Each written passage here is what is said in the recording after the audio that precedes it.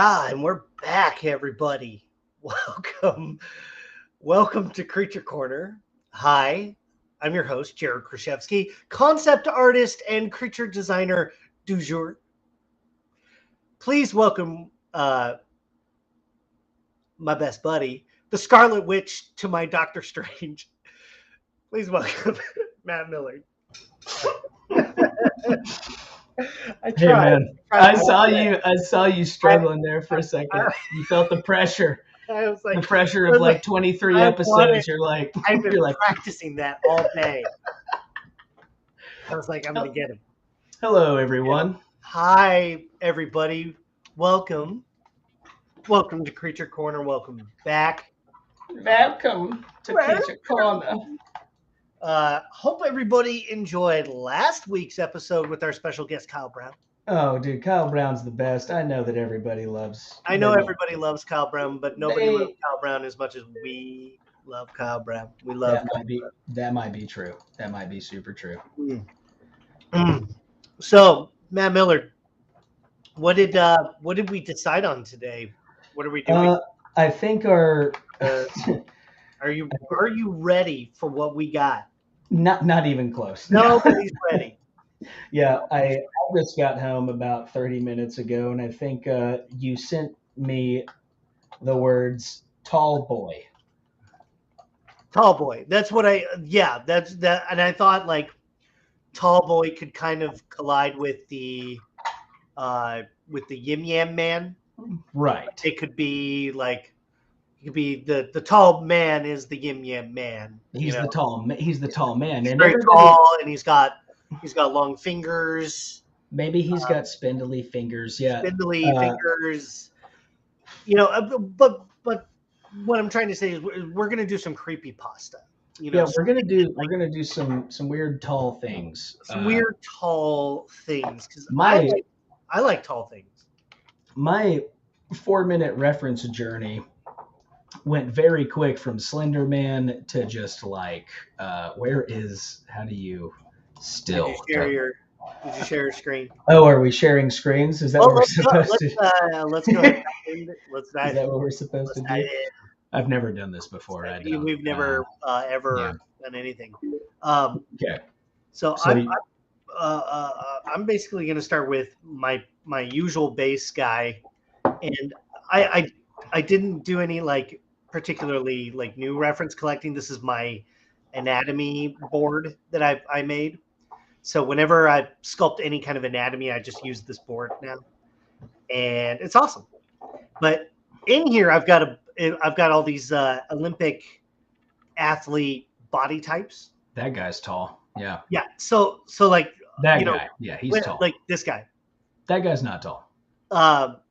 What I love about this set here is like you get to see all the range of like athletic body types, these people are top athletes in their field, and they're all just shaped very differently as people are. So it's a good reminder that like different body types exist because if you tend to do the same body type anyway. So I'm going to do a tall boy and just kind of like go from there.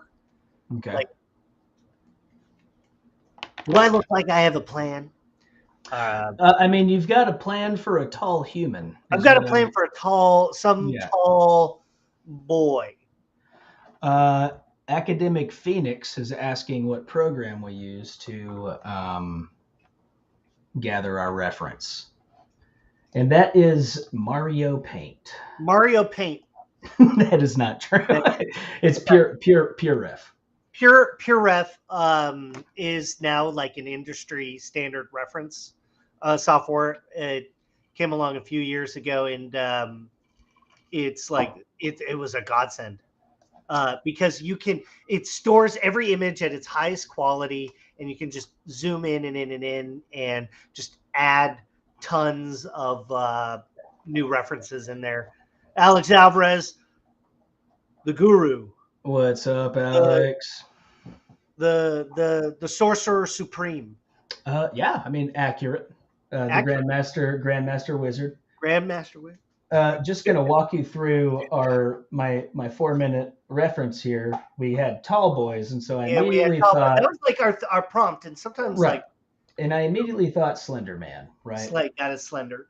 Also, it is important to note whenever you're in the industry, you're not getting tall man. you're getting a lot of context, or not a lot, but I you're don't know, still man. getting Sometimes some sort of context, right? Sometimes we've gotten so little information.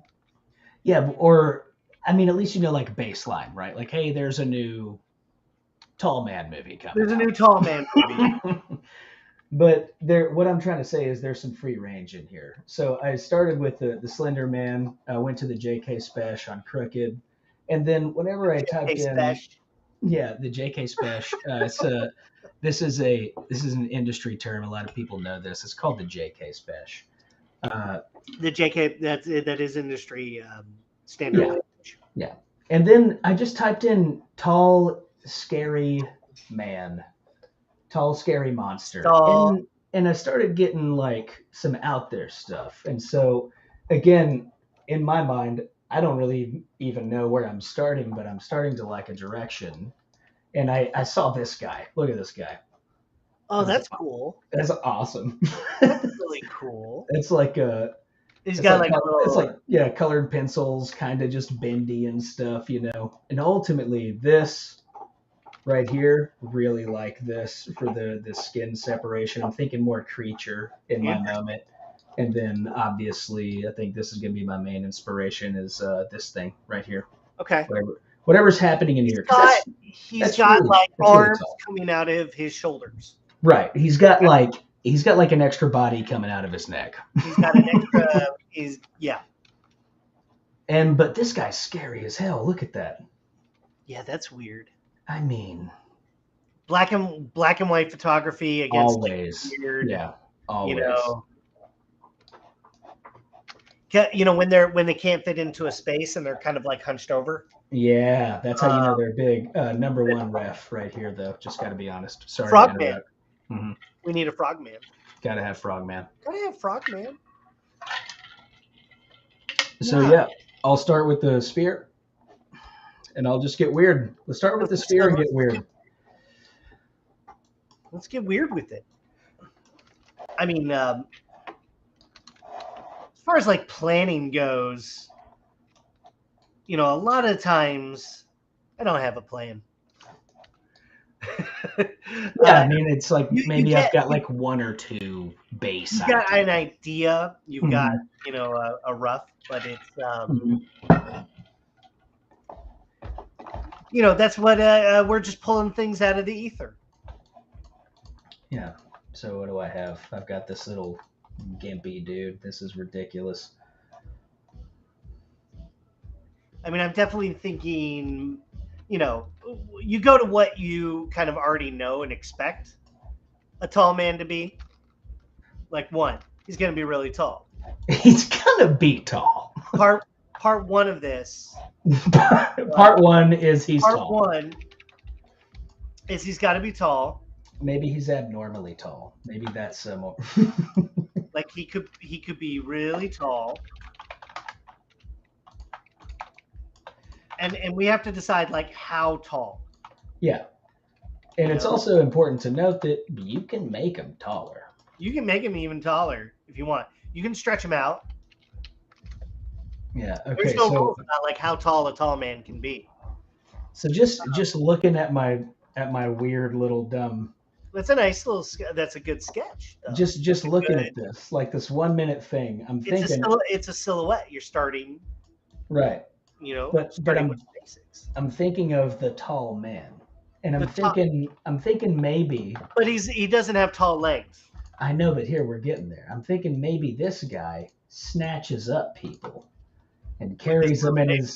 He carries up with the little baby arms. You know he's got baby arms. You know he's got baby arms. Little. And then you'll create more of a silhouette of the human body falling. Interesting. Yeah, and we'll have the light kind of just showing the human face, but there's this mass above him. It's kind of like a species kind of. Is that a human? Is that a really tall alien with a slightly tall man?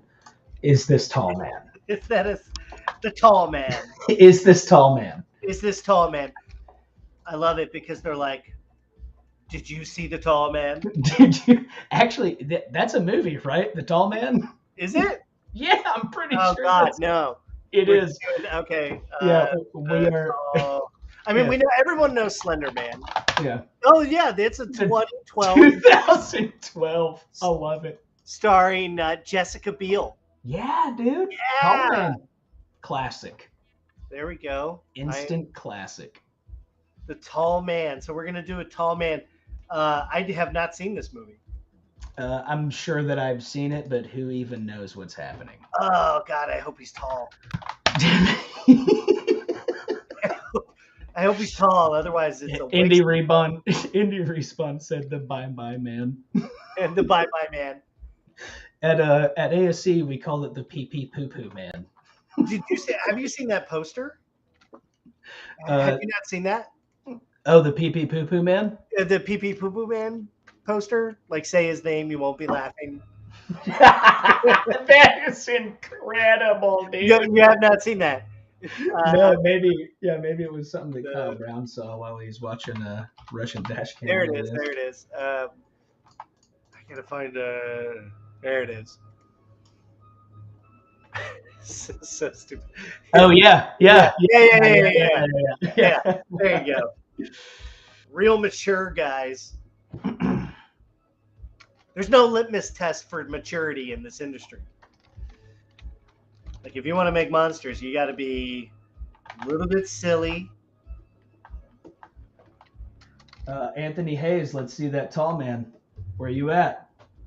Show me the tall. The tall man doesn't get tired. He doesn't get tired? He's saying that he's too tired for the tall man, but the tall man doesn't get tired. He's tall. The tall man doesn't get tired. He's very tall. So when you're tall, He's very tall. Yeah, I'm dying. You have to realize something. He's very tall. He's a really tall guy, dude. Oh, man. You can't argue with the tall. So you're starting with the full base, and you're starting with tall. You're going to make a tall man. Yeah, and I think partially, I tell this to my students a lot, is like, we're looking for scale cues. Right. Like what is going to make him feel tall is by comparing him to something else. To other things, yeah. Other things. So we have to get scale cues. Yeah, so absolutely. I recommend if there's that Julie model and the Z tools, like getting that. So I'll point students to that in the Lightbox, and I'll make it big. So it right here is Julie, right? You go to the Lightbox, just hit your comma key. That brings up the Lightbox. You got Julie right in there. Julie slams, dude. Julie slams. Julie's wearing a bathing suit. Dude, Julie is, and what's happening on the thighs there with the bathing suit? That's unique. It's a really cool bathing suit. And so what I do is I merge it all together. I merge visible. Okay. And then I pop it in there, and so he's standing next to Julie, and we get like, okay, this guy's really tall. He's tall. Those are facts because you see it next to Julie. Yeah, and you got to scale down Julie. There we go. Okay, so now we got a Julie. Right. And that tells us like, wow, this guy is tall. This Julie is tall. A normal human. She's a normal, like, what we want to say, like 5'5", 5'6". I mean, yeah, sure. So normal, just normal. She's anyway. So I know that, like, I have one of those Home Depot giant skeletons. Oh man, that thing is 12 foot tall. Yeah. And I know that I'm 5'10", and my head comes right underneath the pelvis. So I know that is 12 feet tall. Yeah, I think I'm probably around 5'10" too. Wouldn't you say, Jared? Yeah. In stilettos. Yeah.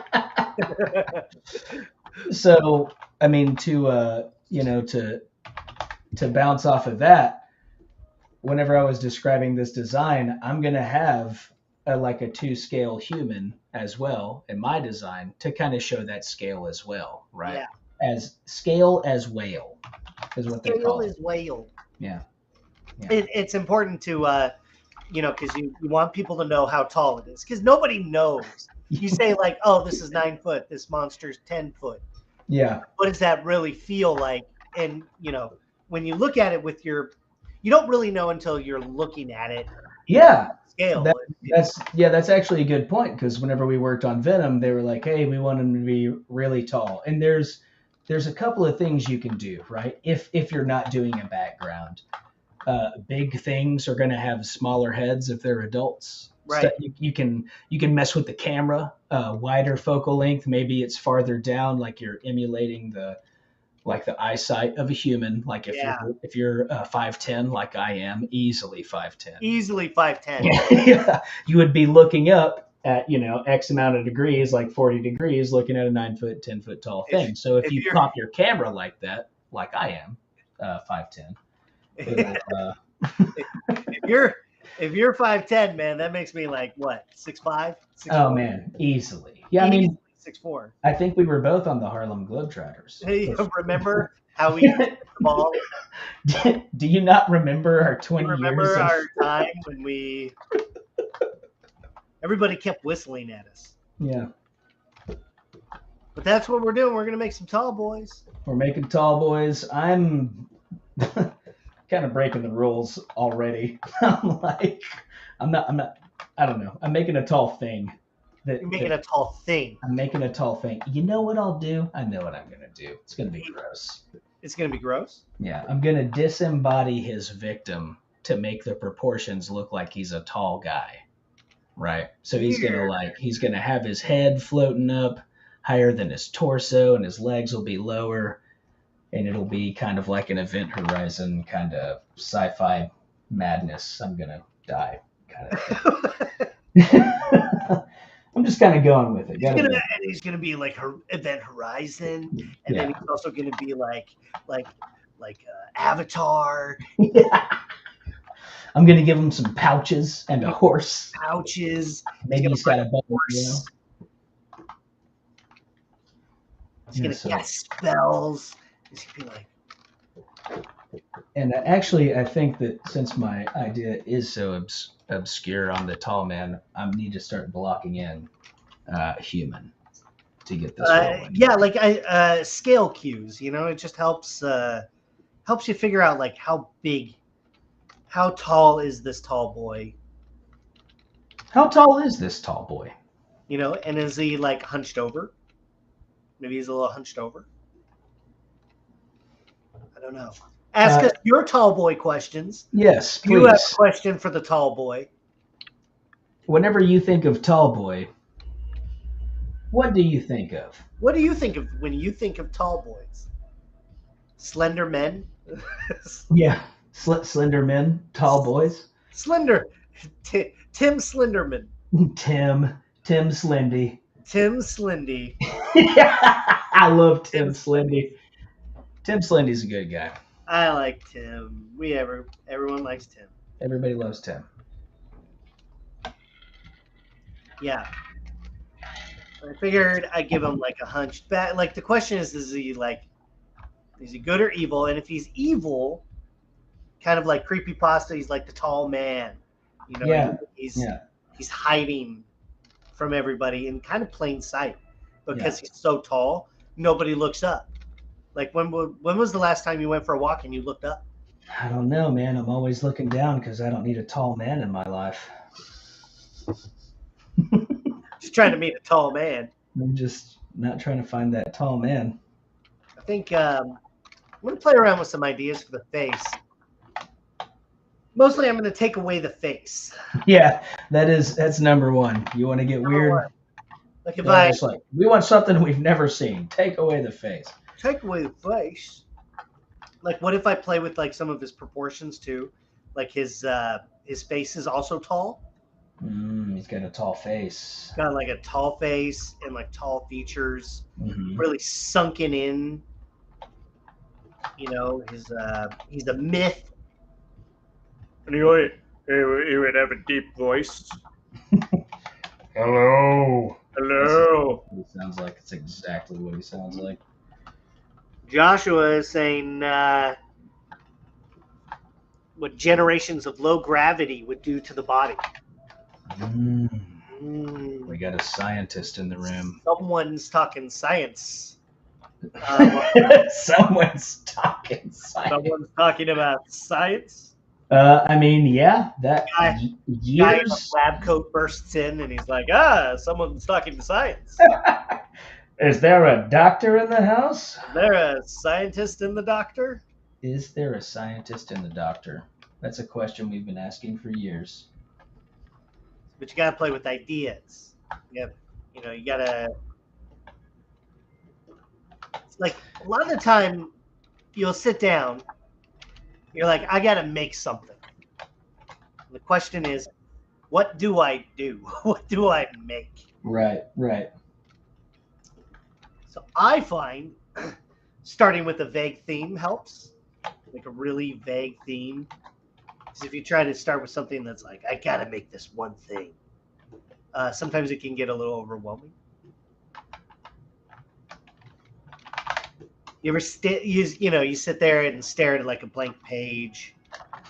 Yeah, like you want to be creative, but you don't have anything in mind. You're let's say you're motivated, but you're like, and then you sit down and you're like, what the heck do I do? Okay. I'm going to start getting, I don't know. This is going to be a really big hit or miss. And we're going on an adventure today. Yeah, it's going to be let's just see what's going on. Because my guy, I don't know, he's looking a little like silly. I'm going like full Hellraiser. I'm just disembodying a human and gonna make it weird. You're going like really, really nasty. Then. Yeah. It's because, I mean, just to be clear, it is important to give the directors like complete opposites. Like you're right. Those extremes.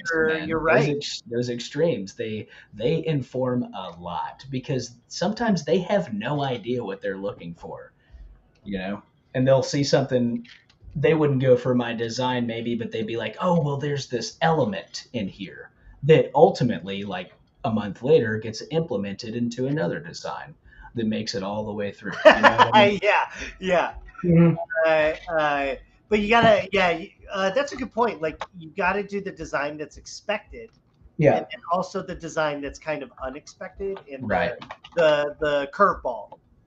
And a lot of times, the curveball gets selected because it is the twist that maybe they're looking for.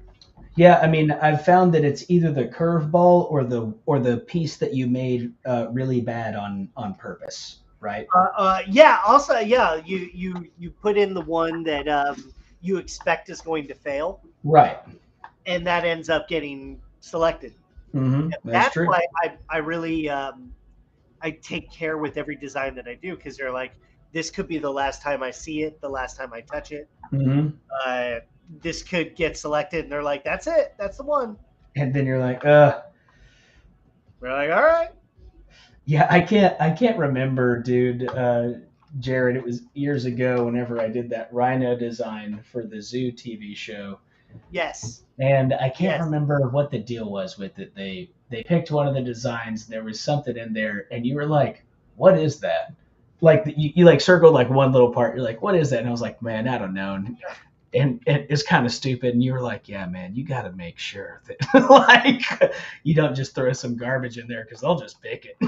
You're like, damn, dude, you're right. Yeah, you're right. Yeah. But yeah, dude, it ended up looking sick. But there was I don't think it was the final. I think it was one of like the opening remarks, because that'll happen too. It's like you're basically trying to find the direction at the very beginning. Yeah. And so they picked some sort of direction, and we were all just kind of like, yeah, that was a weird choice, but yeah, I mean, and it happens though. It happens. A lot of the times, the stuff that I don't think will makes it, or sometimes I just try something, and I'm like, hey, let's try the wild shot, mm-hmm. and the wild shot ends up getting picked, and I'm like, man, I can't believe I just threw that in there, and that's what. Yeah, mm-hmm. For sure. Well, that's how the well, it's not exactly how the Warbat was, but But also, I think you have to go through that process of like trial and error, and then like oh yeah, do the design that's expected. So a lot of times, the first thing that I do is like the first kind of most prominent idea. yeah, it's like the obvious idea in your Yeah, you head, go with right? the obvious idea, just get it out of the way, and then the next thing that comes along ends up surprising you. We've got a question in Oh, from Neo Parzival oh yeah. asking if we always start in 3D or if we sketch. Uh, the answer is yes, Absolutely. absolutely. Um, yeah, a lot of times, if I have a new client that maybe is not familiar with the process, sometimes they want you to draw uh, just because they feel like, oh, I'm getting the art, the I don't know. Sometimes they want you to draw. Or Uh, maybe they're used to traditional art, you that know? could be it as well. Um, I often like to start with um, I like to start with sketching as like I call it phase one. In sketching, sometimes it's just the blueprint. Um, and the blueprint, once they select it, and I'll give them maybe like 5 or 6 options of sketches, and they pick one of those, and it's like they might pick 1 or 2 or 3, or they'll say like put the head of 3 on 4, whatever it is. They'll give you some kind of feedback, and then you have a direction. Right. Sometimes if you start in 3D right away, you might feel locked in, or clients might feel locked in. So it depends on the scenario. There are scenarios where I will start in 3D right off the bat. Right. But Right. if I'm doing like a creature makeup, I want to start with scan data.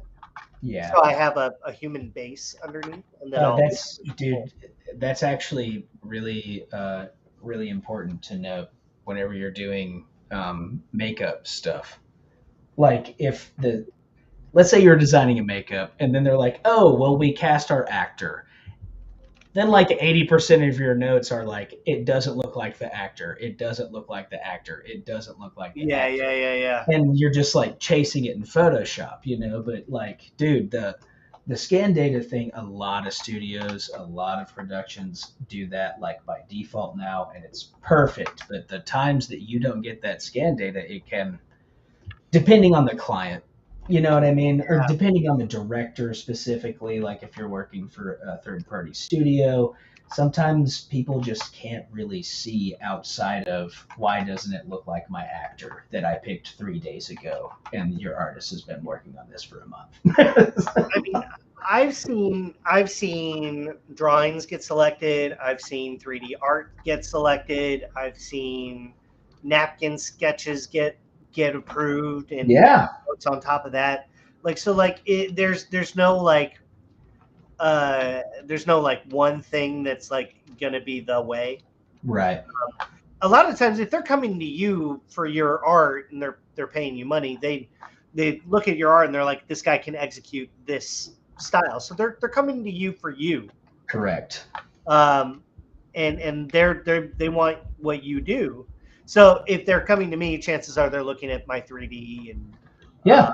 things like that.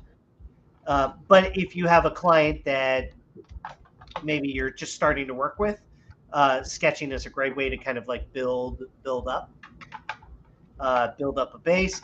Also, you can just sketching is just faster ish. You can rep out more ideas in a shorter span of time. So like 2 or 3 days of sketching, you'll turn out more ideas than if you spent 2 days on a model. So it depends. Yeah, I mean it depends on what you're comfortable with, and more than likely whatever the client. So in my experience, there are two scenarios: the client knows your artwork, or the client has been referred to you by someone they're working with. Yeah, Right? yeah, yep. And so that is where you have to kind of gauge delivery. You're like, okay, This person has never worked with me. Maybe they're just now seeing my artwork because they need someone, and maybe they're looking at my portfolio hoping for something different or hopefully something similar. But Yeah, whenever you get those I've had those clients, jobs too. yeah, like whenever you get those jobs, they're like, hey, we like your art, we want to go with this. They know what they're expecting, right? Yeah, yeah, That's that kind of shit you wanna hop on. You wanna be like, okay, cool, right? You want more of those jobs for sure. yeah. They know. Yeah, it is interesting. I have gotten jobs where it's just been a referral. Mm-hmm. They're like, hey, so and so had to leave a job. We need this character asset, whatever costume finished up. Can you do this? Yeah, can you do it? Yeah, we need a 3D artist, but also someone who's a concept designer. Mm-hmm. So then you're like, okay, cool. We know exactly what the bar is and how to push it. Um, Yeah, absolutely. That makes sense. um, Question is, has there ever been a time where you feel like you went too far, or the lead or director was like, "What the f is wrong with you?" Oh man, that's just all the time. Uh, That's yeah, not I all mean, the time, but that happens for sure. uh, I remember when I was working on it, It. it.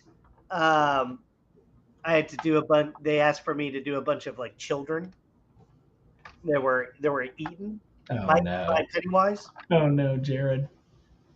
So that was pretty. Did you go too far? No, I didn't go to. I never heard any feedback, but I thought I went too far.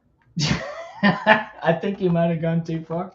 Just some heads that were scooped out. It was very disturbing. I love it. I It was love good that. times. That's great. It. Let's see.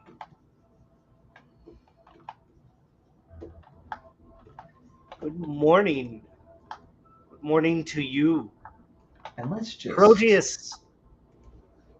let's lock it in here. I'm gonna pop in this ball.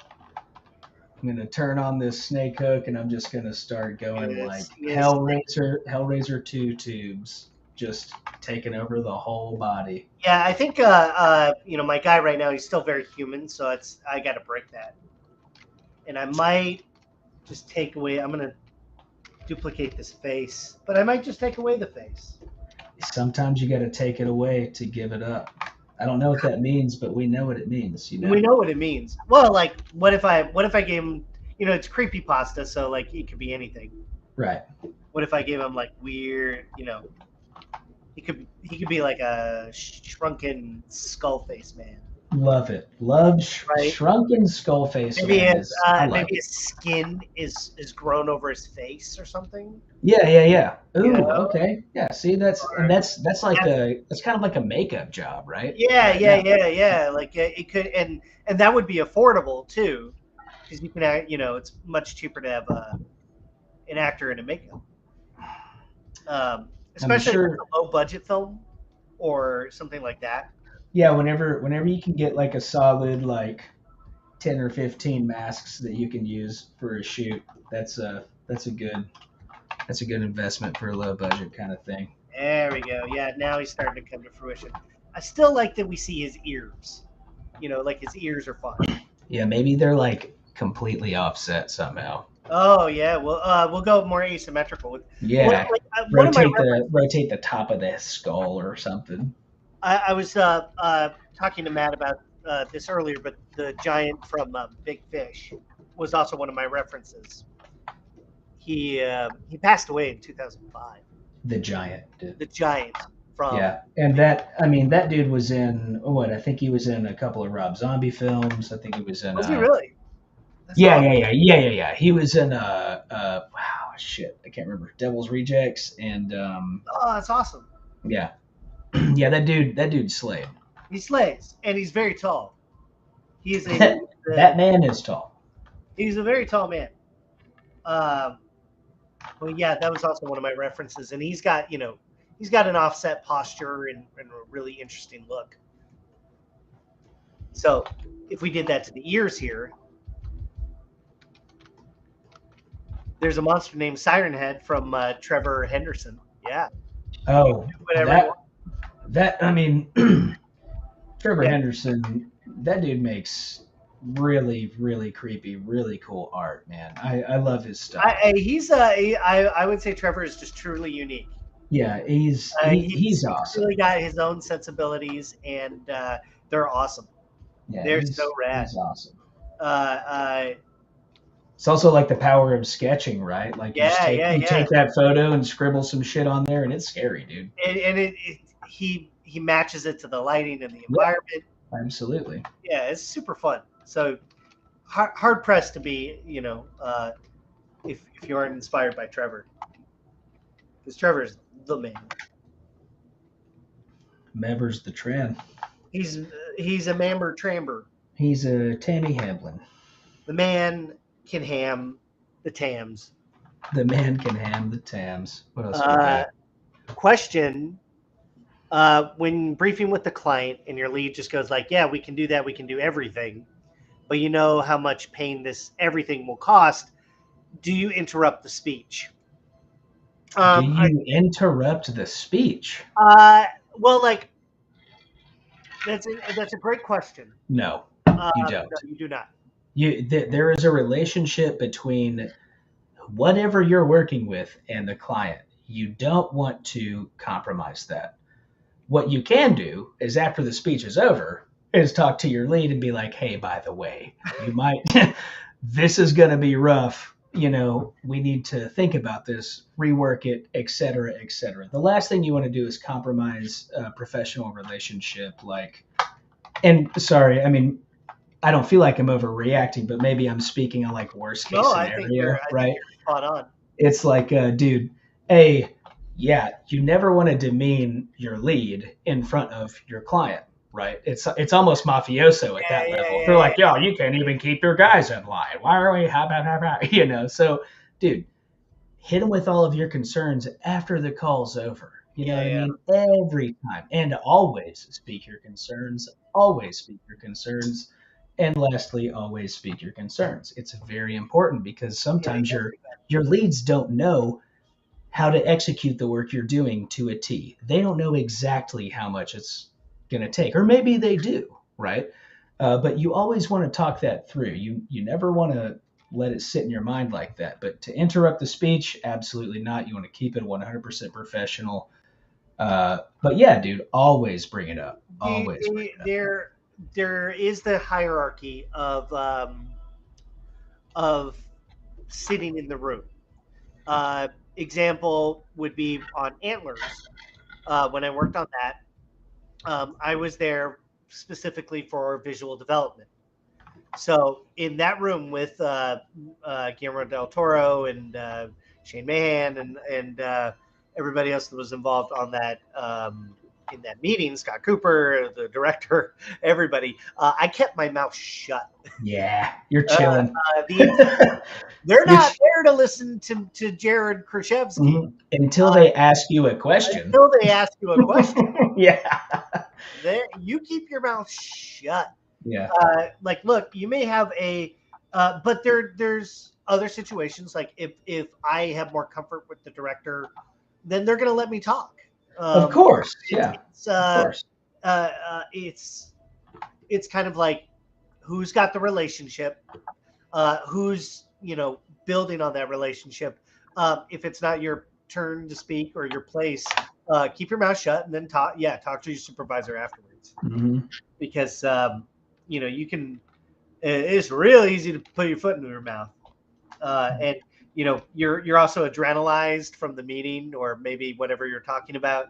So it's best to just be cautious and just let your lead, whoever's dealing with the client, do that. I mean, yeah, ultimately it is like, as however it sounds, you got to know your role, man. Especially in the industry, you got to know your role. Yeah. You're not the soup. You're not the producer. You're not the director. It's not your show. It's not your like you're a guy doing work. Yeah, you are. We joke about it, but there's the wrist, the brains, and the wallet. Mm-hmm. You are the wrist. Yeah. Right. The client is the wallet or the brains. It depends. But yeah, you're there to serve at their pleasure. Mm-hmm. So you're there to execute, and ultimately, like all your ideas have to be on the page anyway. Yeah. So it's For just sure. like it just becomes you executing, whatever you're doing. I mean, everyone's giving you notes, right? Yeah, exactly. And Hello, ultimately, Chaos Hub. they're relying on you, and your experience too. For sure, absolutely. In Antler's case, I was we had concept art from Guy Davis, and Guy's work was phenomenal. Like, dude came up with so many like wicked cool ideas. Um, and so my job was to just take those and basically make it real, Right. make it believable, and that was it. Like, Yeah, just kind of interpret it, ground it just a little bit, but still keep that feeling, keep that feeling. It has to feel like Guy's work, but it also has to feel like it could be real, and also yeah. an actor had to wear it as well. That is the big thing. And the That is times that I've it's like he has to. It has to fit over a person. right, the times that I've worked with Legacy, that's been one of those things where it's just like that's the constant challenge, right? Yeah. They're a practical effects house, right? So they're like, yeah, we need to have someone wearing this, and you're like, oh, okay, cool. So you got to design it in a very specific way. Yeah, and yeah, like where do you put the head? Where does that feel? Do you have the actor on stilts? They tried that. Someone someone's almost got an injury that way, like a very serious head injury. Yeah. It's like that. That was also a part of it.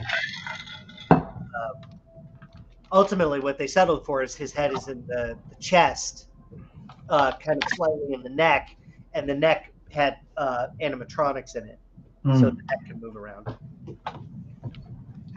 It was rad.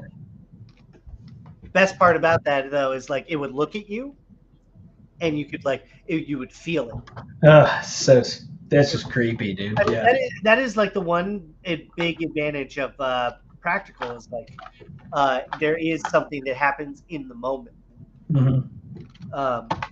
I think when in VFX, the moment happens after you've rendered a sequence, and you kind of get a vague kind of idea about like, oh yeah, this is going in the right direction. Yeah. You're like, okay, this is gonna work, or okay, this is garbage. This is garbage. Shut it down. Shut it down. End it all. Say goodbye. Shut it down and end it all, Your Honor. Chaos Hub. I have found my haven. I'm so floored listening and watching something that I'm so passionate about and love to do. Welcome to Creature Corner.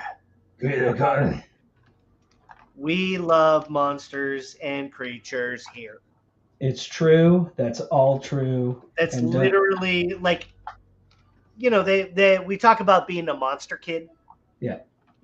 We were the monster kids. You're the kid, running around, going like, rah. Mm-hmm. Halloween is our time of year. Whenever I was a really little kid, my parents were even still together. I was probably like 5 years old. I just remember I would go to the freezer and I would take ice cubes out and just put them in my mouth so I'd start drooling and just hop all over the couches and I'd act like Venom. I'd be like, rah! just running around being goofy, man. It's always been like that. My mom would be like Jared, we need blah blah blah, and I'd be like, Jared's not here. Like, okay, well, can you go get him for me? And I'd be like, okay, hold on. Yeah. And I'd be like, hi mom, what can I get you? Blah blah blah blah blah. And she'd say, well, Jared, I need you to clean up your room or whatever. And then I'd turn around and be like, thanks, mom. And then I'd go clean up. I love it. That's like who we are. Oh yeah, it's true. It's all just the real. And somewhere in your mid-20s, you hide it. because you're like, oh, I got to be perceived as a cool person, and then you get older and you're like, I don't care anymore. I'm a monster boy. Yeah, I mean, once you realize it's all right, you're like, whatever, I don't care. I'm just gonna do my thing. I'm just gonna be him. I'm just gonna wear monster shirts. If you like graphic tees and jeans, you are my friend. It feels good. Feels good. Yes, we thrive on horror. We thrive. Yeah, if you watch a lot of horror, you're probably gonna like what we do. You're probably gonna want to hang. You want to hang out. If you want to hang out, talk about some scary tall men. I'm also thinking about Javier Botet as well. I know. You can't do something like this without thinking of him. Without Javier Botet. He's the man. He's the man. It's like him, Doug Jones. You know what I mean? Yeah, for sure. 100%. Doug Jones, Javier Botet. We had Dorian Kinji as the Wendigo. And Dorian worked on RoboCop. The original or the remake? The remake. Oh, okay. So he would wear the suit because whenever they're doing suit work, you got to be super skinny. Of course. Because they're just piling stuff on top of you. You're literally just a human armature. Yeah. And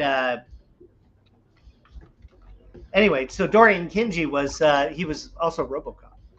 That's awesome. But he's very tall. Like I remember like having to look up to talk to him. So he's already very tall. And then you put that antler suit on him, and it's huge. Oh man, that's gnarly, dude. I remember you showing me that practical footage, however long ago, and it was just I was like, wow, that is so cool, dude. Yeah. It is so cool. I hope they release. I mean, there's the making of Antlers where they show some of it, but I hope we get to show more because it's so cool. That's dope, dude. Oh, my boy's so tall. He's a tall boy. He's a tall boy. I'm gonna start wrapping him in some skin. Wrapping him in some skin. You gonna go skin wraps? Yeah, good old. It's about balance, right? You can't just make like one part of him tall. He's all got to be tall. The boy is tall. He's like a very, very tall boy. Creepy, fleshy, kind of flesh monster. I would say he's probably more on the realm of, probably more supernatural. Right. Yeah, right. That's I'm going like science fiction on it, and I'm actually not even working on the tall boy himself. I have this. You're doing a dude that's being pulled. Like I just have this idea. Like if you're like for a scene, she's scared. Right? Like she's worried about it, and the light. She's having a bad time. Right. There's just this top light to where you can just see kind of like the forms. And maybe there's a big doorway that they're coming through, or there's a tree line or something like that. You know what I mean? But she's freaked out, and I want her for scale because our guy is pretty tall, but he's also separated and gonna look really tall, right? He's a tall boy. Like, cause what if he's just got little cordy things? You took it and interpreted it like tall, as in like his body's being split apart by an alien element, and that makes him look tall. Yeah, I'm thinking tall creature embracing tall man, but making him even taller with a play on light. Like it's all going to be in the lighting. I have this whole thing set up for the lighting, right? Like you can just kind of barely see some of his appendages, and out of the image, you're like, wow, that dude's tall. But really, he's just torn apart by this and being controlled by this tapeworm monster. Like, this guy is very tall. He's a tall man. And then you look at it and you're like, oh, he's so tall. So tall. God. We've had we've had a lot of people saying things. There's a lot of things we got to catch up on. Yeah, we're catching up. I'll let you catch up. I mean, okay, so Chaos is saying ruin horror films for myself because I can pick out VFX, CGI from the practical effects. Look, you can't switch that off no matter what. Yeah. That's something that everybody does. Yeah. Don't let that distract you from the story. Like if you're like that anyway, you're going to be like us. You're going to be somewhat analytical. So you have to like say, okay, is this, why doesn't it work? Why is it not working? Is it pulling you out of the story? And yeah, dude. So I equate it to this. Is it pulling you out of the story? Maybe, because you're analytical. Is it pulling anyone else out of the story because they don't know shit about VFX, right? Yeah.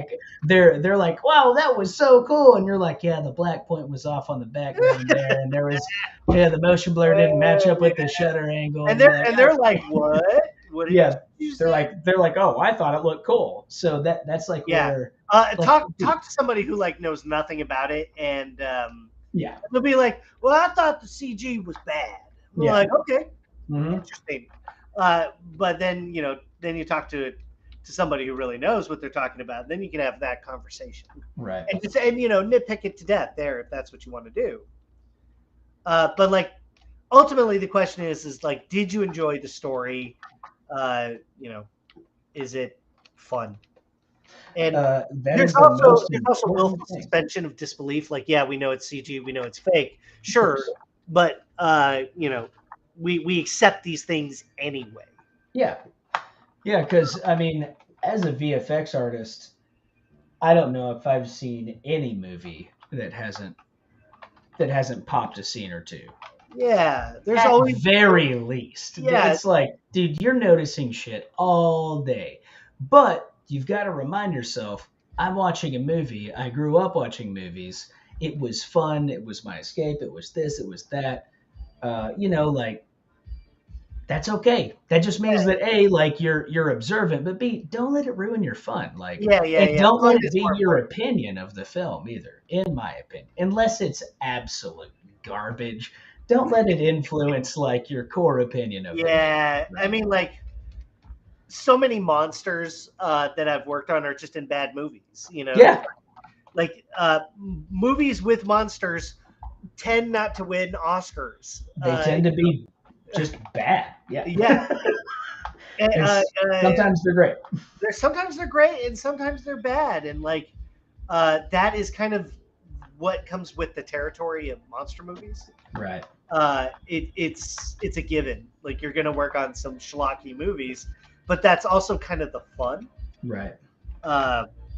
Like just being able to laugh about it and enjoy just the silliness of everything.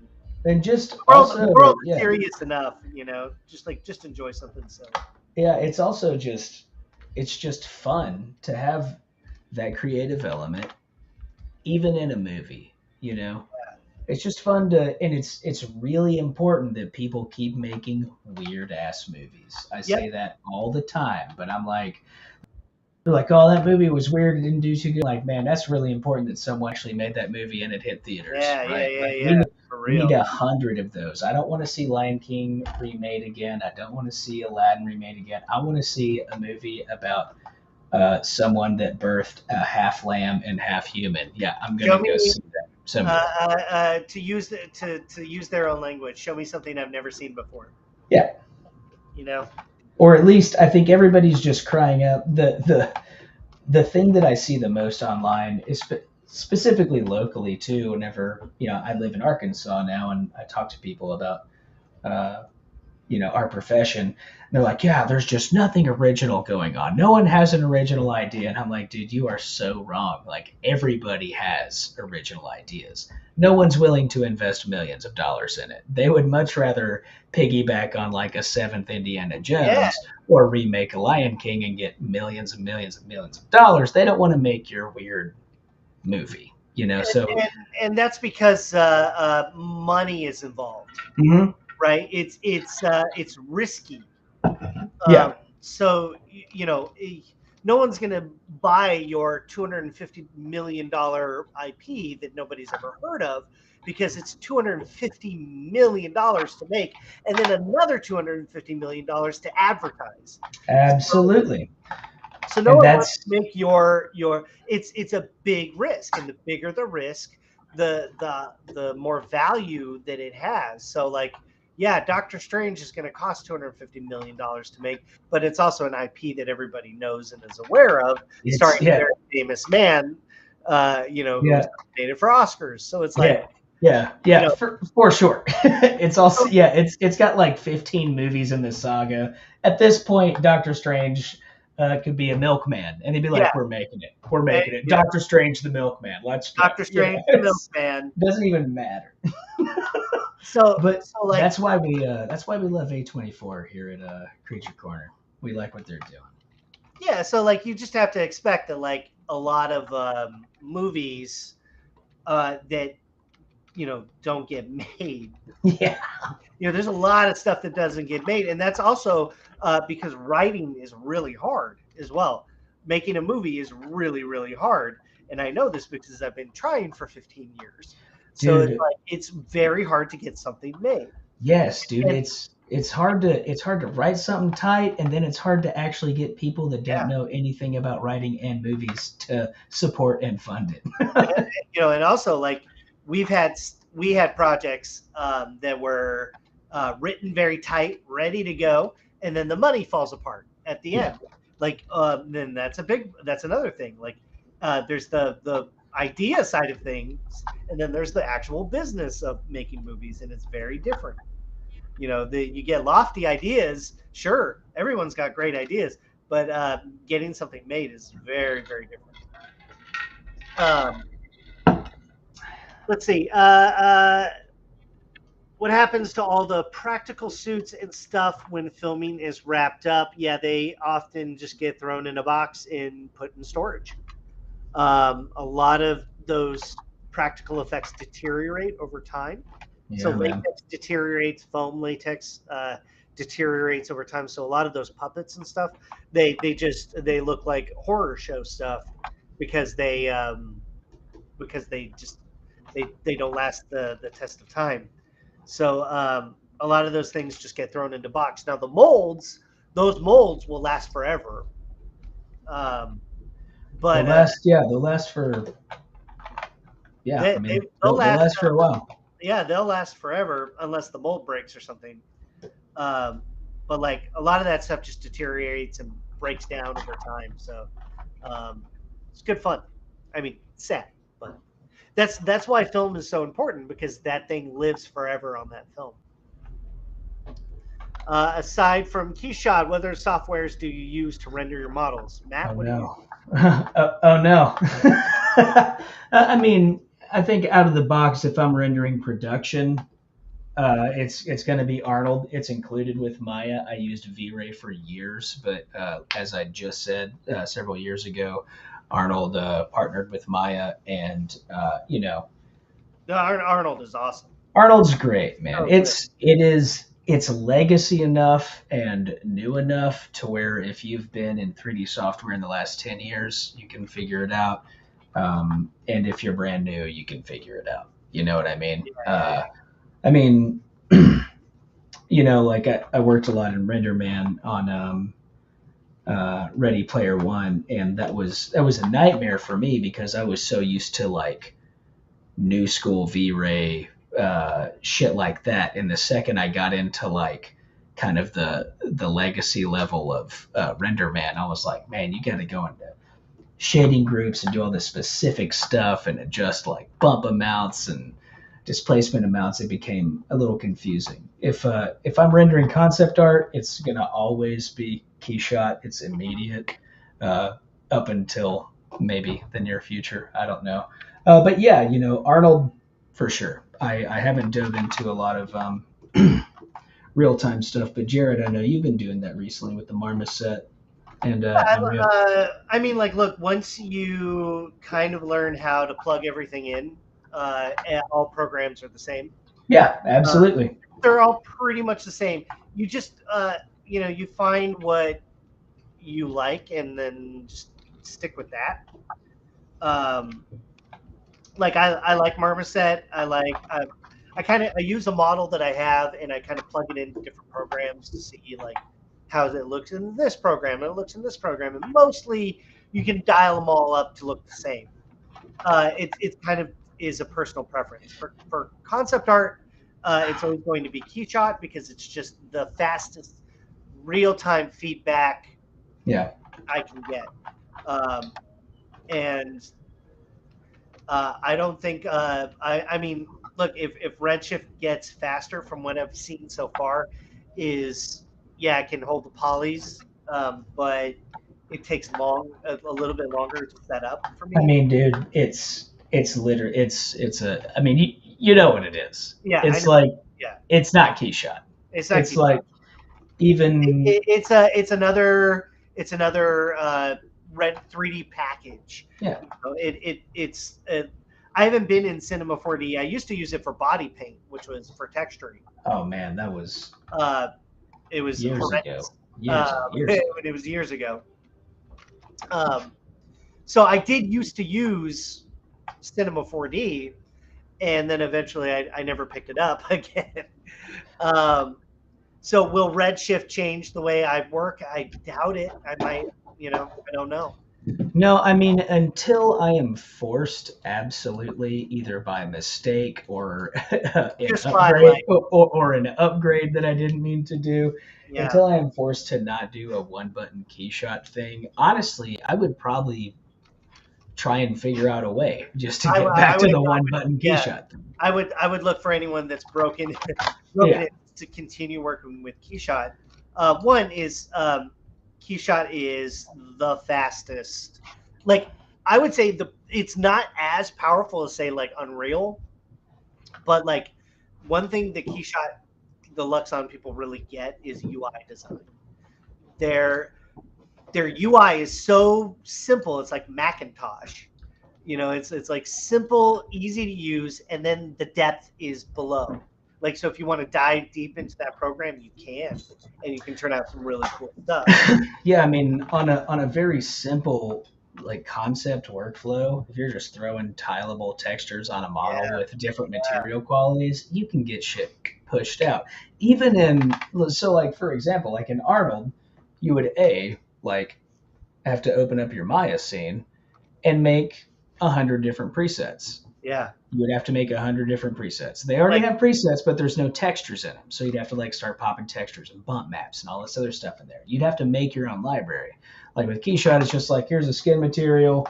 It's got my poly paint on it, attaching, and I saw him do it in the workflow going to Redshift, having to bust into the node editor yeah. and get their vertex Immediately, color and I saw out that, and and plug it into the. I'm like, dude, come on. I saw it, and I went, my God, Yeah, there's yeah. no way I'm doing this. Yeah, it's back to BPR rendering at this Yeah, point. because like the speed at which I need to shoot stuff off to a client, Mhm. basically the more iterations I can do, the more decisions I can make, the faster I can make them. Right. That's what concept is. So I'm, to like sit there and like have to like dial in a material, every brand new thing. No, I need drag and drop. I need speed. I need a UI that I can like deal with quickly. Yeah. Like, so I just saw a question. What do you think of Arcane? And people are asking us about all these different render engines, and I think we can both agree, just to slam it home, there is one thing that is available right now, and it is pressing render in ZBrush and having everything go to Keyshot. yeah. And if you need to change one thing in your model and you do that and you send it back over, it's gonna work. Even with GoZ, dude. If you bring GoZ over into Maya, A, it's like gonna take a minute, and B, you're kind of stuck with that one thing. The second you try and send it back over, most of the time it's not gonna update. That's what's so special about ZBrush. That's what's so special about Keyshot. is their bridge. Like the bridge is, I mean, it's built into, I don't know. It's worked flawlessly for years. With the architect, like watch. We're gonna just like hambo this over. Hambo it out. I've got my photo shoot of the photo shoot of Doug Jones. Look at him. Yeah. I love it, dude. That's perfect. Dude, this is why he's so rad. Mm-hmm. He's such a great actor. Mm-hmm. Look at I mean, just like he knows. He's just so awesome. He knows what's I up. love Doug Jones. So I'm using him as kind of my lanky, skinny man kind of anatomy here. Anyway, like, so yeah, boom, Keyshot, right? One button, and then I drop a material on it, and I can drop a light in, and then I'm done. What, you're changing environments in seconds. Everything's just, yeah, like, oh, boom, like, oh, let me grab an environment here. Oh, look, Barcelona rooftops. Boom. It's like there's drag and drop, fast speed. Like I got people sitting behind me, guys. I got Del Toro sitting over my shoulder, and I need to show him something. I can't dial in a gosh darn node editor there. Oh my gosh darn. It's a gosh darn node editor.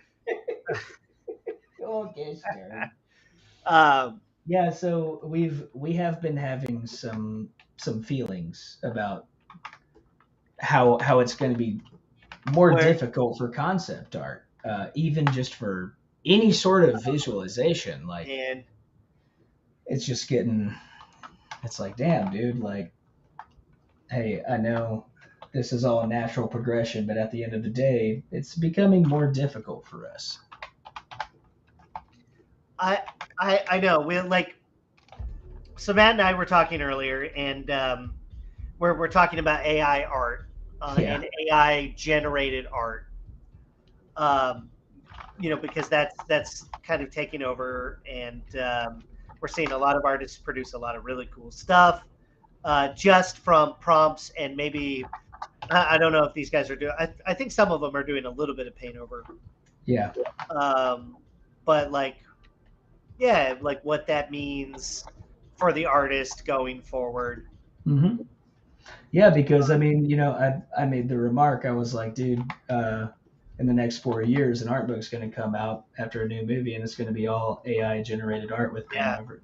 And you'll have producers basically doing AI generated art. They're going to look at your artwork, type in their keywords, and be like, well, why can't you make it like this? It's like. But everybody in the industry, in any evolving industry, especially in tech, everybody's going to get nervous and worried about stuff like that. But that doesn't mean that it's not credible, because that is literally history repeating itself, right? Like whenever robots were invented, people were like, well, what do you mean I can't go out and husk all my corn? They're like, oh, well, we made the corn husker. And they're like, what are you trying to do to me, kid? Well, there is something with that I've heard before, and it's that every new technology creates 10 times as many jobs with it. So, what did people think was going to happen when CGI started happening? They're like, oh, it's going to take away artists' jobs. No, it created a huge industry, right, of artists who are now calling this their livelihood. So will AI take that away? I don't know. I think it's still too new. I mean, I think we're going to adapt in a very certain way, and I think that we're kind of just on a brink of like this whole new thing, right? Like the artwork that we see coming out, especially just in the last week, has been like, what the fuck? Like, what? Like, that's insane, man. And you're also talking like free of charge, or if not free of charge, not a lot of money. Meaning, I don't know. There's just a lot of there's a lot of worries there, but ultimately, you're always going to need a human touch. Maybe after it's been saturated. Well, like, AI doesn't understand the needs of production, right? Yet, I think AI assisted production is also interesting because that stuff's already happening in animation. That they're using like I think it's Weta or ILM. They're using AI assisted learning in facial animation Oh yeah, I've with seen blend that. tapes and Yeah. like transitioning like facial action cues from say the actor to the animated rig. Yeah, I mean it's essentially the deep fake stuff in a 3D Yeah, element, right? And I mean, to be honest, like in production artwork, that's where AI shines, yeah, right? Like, I yeah. mean, AI is the reason why we have any sort of development because that's a new tool. It's like, oh, well, now we can recognize that we're painting weights on multiple polygons, and now we can analyze this because I mean, guys, like facial animation to this day, you have not seen a movie where it's been locked all the way in, period, unless it's Planet of the Apes and they're not humans, right? Like in my opinion, like whenever you see a digital human like hero shot, it is never locked in. It's never locked in. It's so hard. There's hundreds of muscles being triggered just in like a flash of a second of being worried or saying a word while you're nervous, right? Like animating between Micro 2000, micro expressions, right? like animating between, let's say you deliver 2000 blend shapes on a face, you need about 20,000 more if you're going to go the blend shape route, right? Like there's so many minute things to do. Trying to get out of that uncanny valley is all I'm saying. I think that AI can definitely help us with that, and I think in production it always helps us with the AI, with the Yeah, heavy. I want AI to assist with the tedious stuff. Yeah, yeah. I don't necessarily want it to take away the fun. Hey AI, rig my character. My character, like Make it do a backflip, I want to please. make I want to make the character. Yeah, You know, I I think ultimately like the joy of art is in the making, yeah, and it's just going to be another. I see it as another tool. yeah. Absolutely. That's it. Like uh, you know, it, It I doesn't mean it's not going to do get abused. what I don't like is the ripping off of style. It is weird. Like It's really weird, dude. that is where I do feel uncomfortable. Yeah, man. It Like like. someone picking out an artist's style and just copying that verbatim. Mhm. I don't think is particularly healthy or helpful. That teaches, I think, bad habits. They're like, uh, but then also I think that also displays the power of that artist for coming up with the style so unique. That's Right. and it may even put a premium on artists because they're producing things the old-fashioned way versus something that was AI pooped out.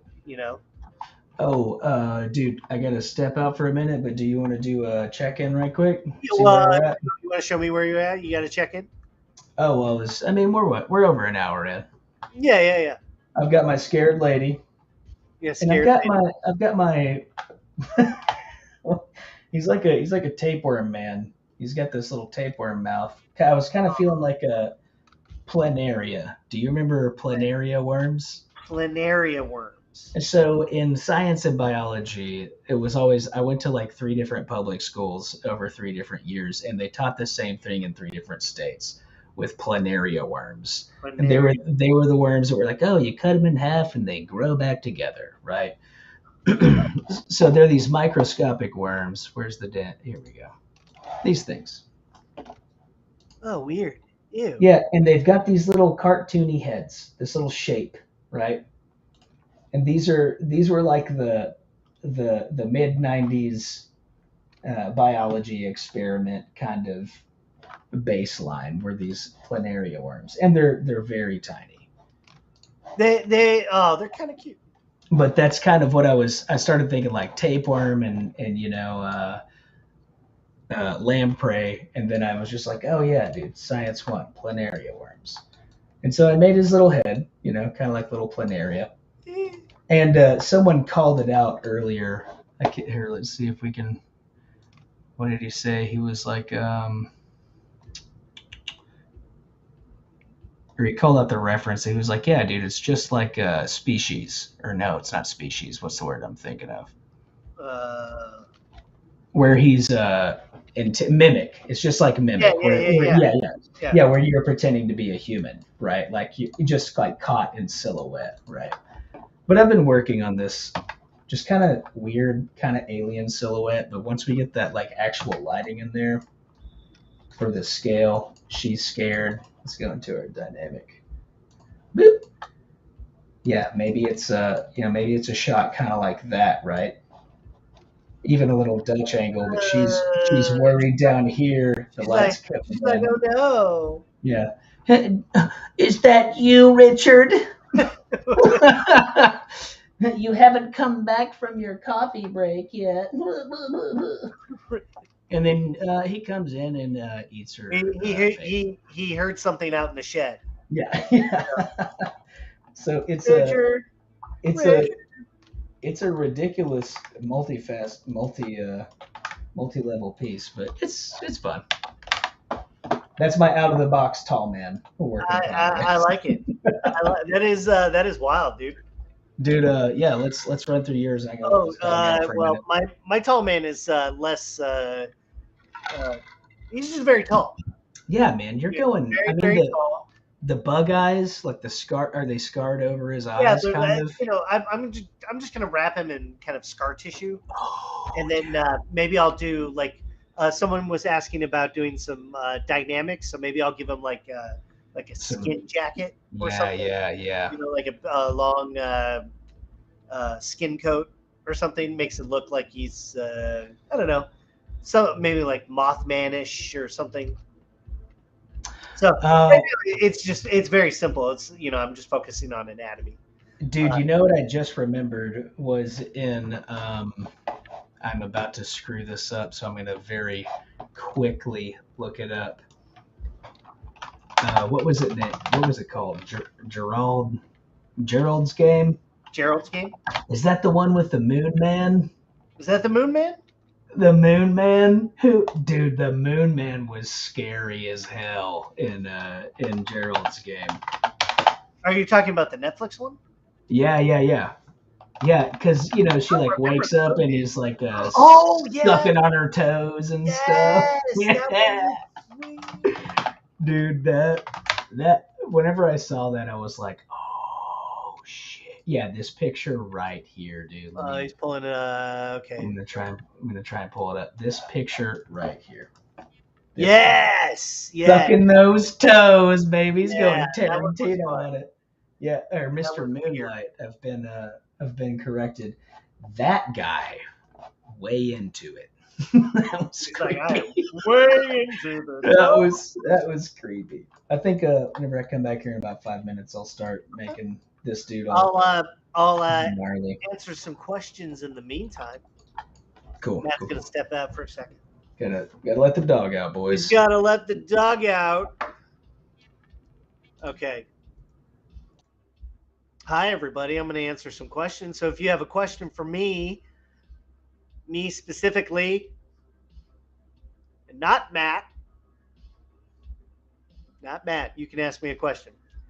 Only thing about the bridge that people should know is you have to make all your changes in one working session. Otherwise, apps are closed. There won't be a link between ZBrush and Keyshot. So I also, the linking issue, the thing you want to be aware of is naming conventions. So if you keep your name the same, you will keep your materials. Also, it helps to have a computer with a lot of RAM. So my prior rig had this issue where the link would break constantly. And my new rig has more RAM. It has a better graphics card. So that issue, that link's breaking issue stopped. The other thing is name your subtools. So if I name him Tall Man and I send him over to Keyshot, that changes the link because it runs off naming convention. So name your subtools and you are less likely to have that happen. The other thing that I do to also avoid that breakdown is I make a lot of custom materials. So I'll create a project that has a lot of custom materials in it. And anytime I do a new character, I create a new folder with all the custom materials in it. So that way, if I know that the link got broken, I'll just send it back and forth and save that out. Question is, how do you put cloth dynamics on a brush? I tried turning elasticity in the brush, but it doesn't seem to do what I want. So in this case, I'm going to take the pinch brush, just BPI, pinch brush, right? And what I'm going to do is I'm going to turn off Sculptress, and I'm going to clone the brush. So I'm just going to B clone. So I'm cloning the brush here. And when you go into the brush settings and you turn on elasticity, you turn up elasticity strength, and then you have to turn on simulation iterations. So this turns it into a dynamic brush. It's basically the simulations right there. So now when I pinch, it adds, should be adding a little bit of cloth. Let's see. Let me see. Yeah, now it's not working. Let me try. It also might depend on your poly count. So right now my poly count is too high. So in the dynamics, you have to up the max simulation points as well. So it's a balance between like the simulation iterations and the dynamics button. So if you don't have enough points, ZBrush won't calculate. So there you go. So now it's working. So now it's turned into a cloth brush, which is awesome because I'm going to wrap this guy in some skin. So yeah, look at that. Now this is a little it's a little symmetrical, but that's okay. You can always break that. Anyway, I hope that answers that question. Drawback to me is artists see it as another tool, but producers will try to see it as a way to save money. As far as AI goes, yep, you're correct. We will see. We don't know what will happen. I still think that for like areas in CGI, for concept art, yeah, we don't know what'll happen. But you still need a 3D artist to build that stuff, and build it and model it and texture it and rig it and animate it. So I don't think those things will be changing. You're still going to need someone to translate that art into 3D to make it production friendly.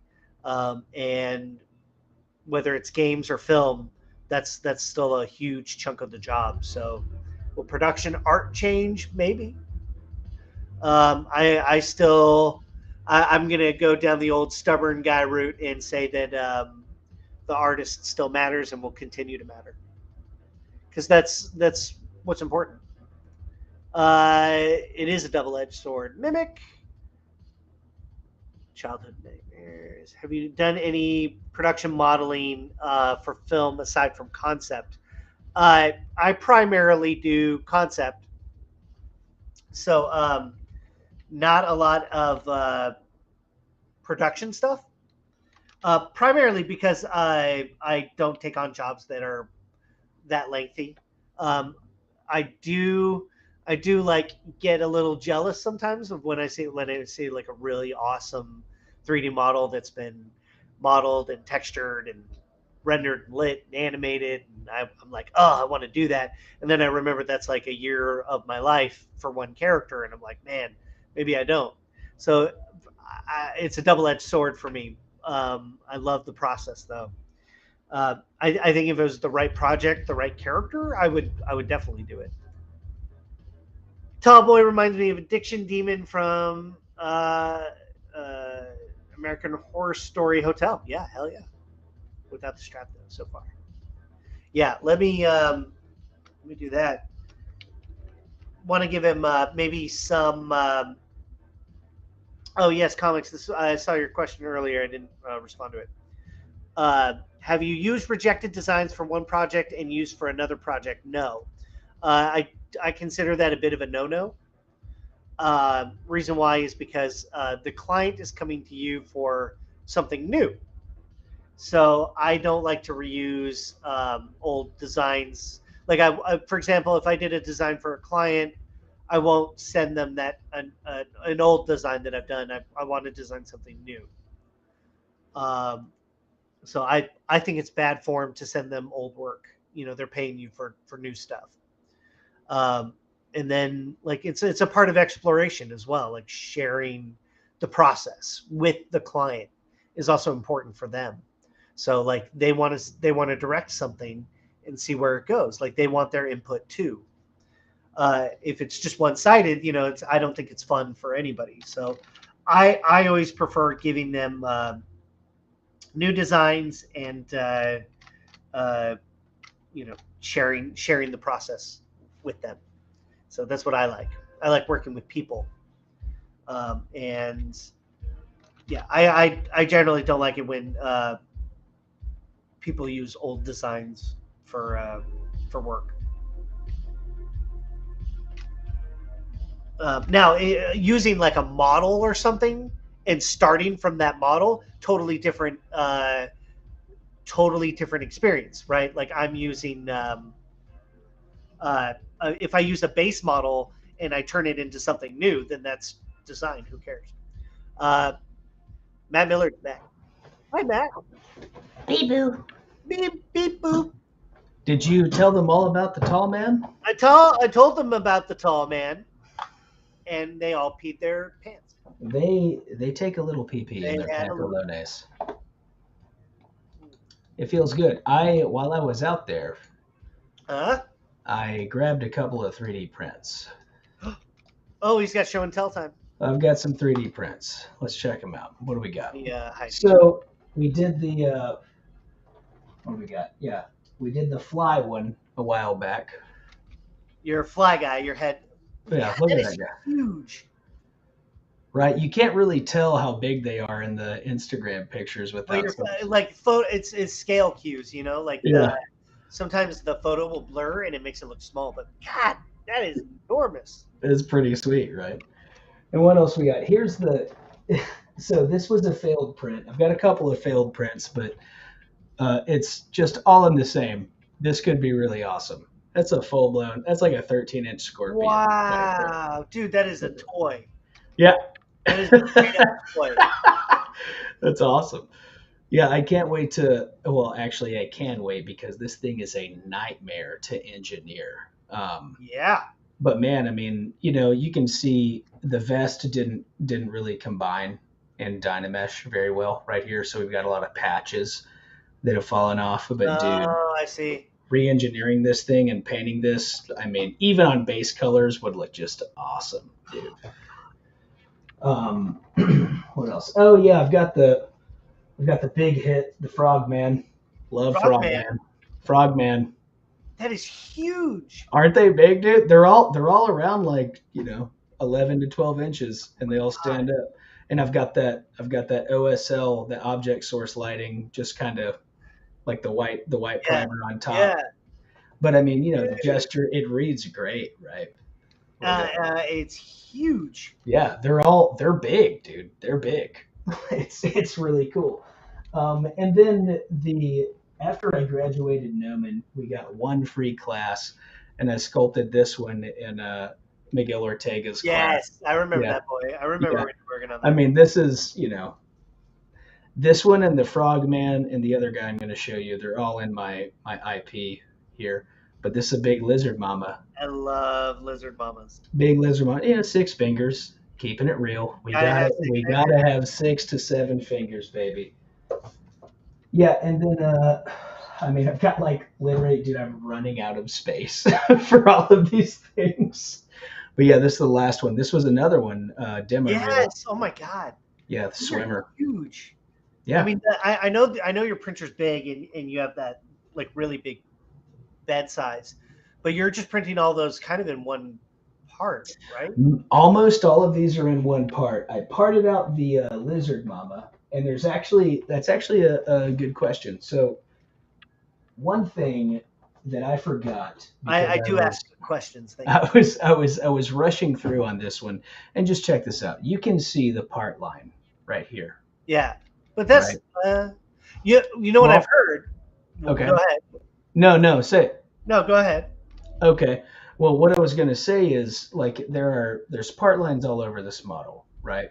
And it's inevitable to a degree. But one thing that I forgot to do whenever I was keying that model, which is creating the addition and the subtraction from one part to the other, is that every time you do your keying, you want to inflate that subtracted hole just to give it a little bit of leeway, because your printer is not perfect, right? But if you give it just a little bit, like if you inflate it by 1, like you take that key and just go, yeah, just like that, like that, you're usually good to go. Huh. Forgot to do it on that model. It had some. You gotta throw the whole thing out now. Yeah, I mean, gonna throw it in the trash. You gotta throw in the trash. But yeah, I got a full airbrush set up. I'm starting to look into molding, getting really excited about all that stuff. But it's quick question. What was your printer? The printer I have is the I can't even remember how to say it. Piopoly Phenom L.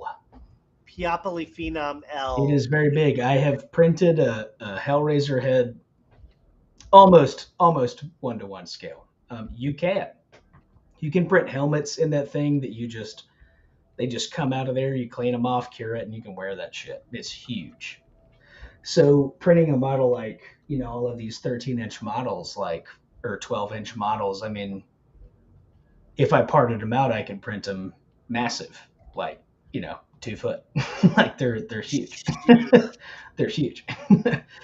Amazing. Yeah, we had someone say fill it with putty. Absolutely. Or you can just drip resin into it. Yeah, that's what we do. We take the resin, we'll paint it in, but you want to work on something better than that. That's the whole thing. Your master print has got to be a master print, right? So even if it means it means everything's got to be perfect. Even if it means taking 5 hours to sand down, clean up, patch, all of that stuff, you need it as good as it can come off of the bed for stuff like that. Yeah. Yeah, especially if you want mass recreation. Absolutely. It's got to be, and that's why it's rapid prototyping. Yeah. But it is prototyping, like you're making a physical object. It's very different. Looks great, dude. So excited. I'm excited to start painting. I mean, more than I have, anyways.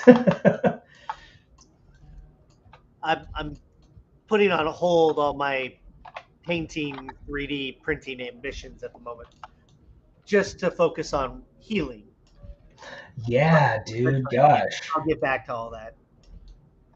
Yeah, I mean, have you ever painted with the airbrush?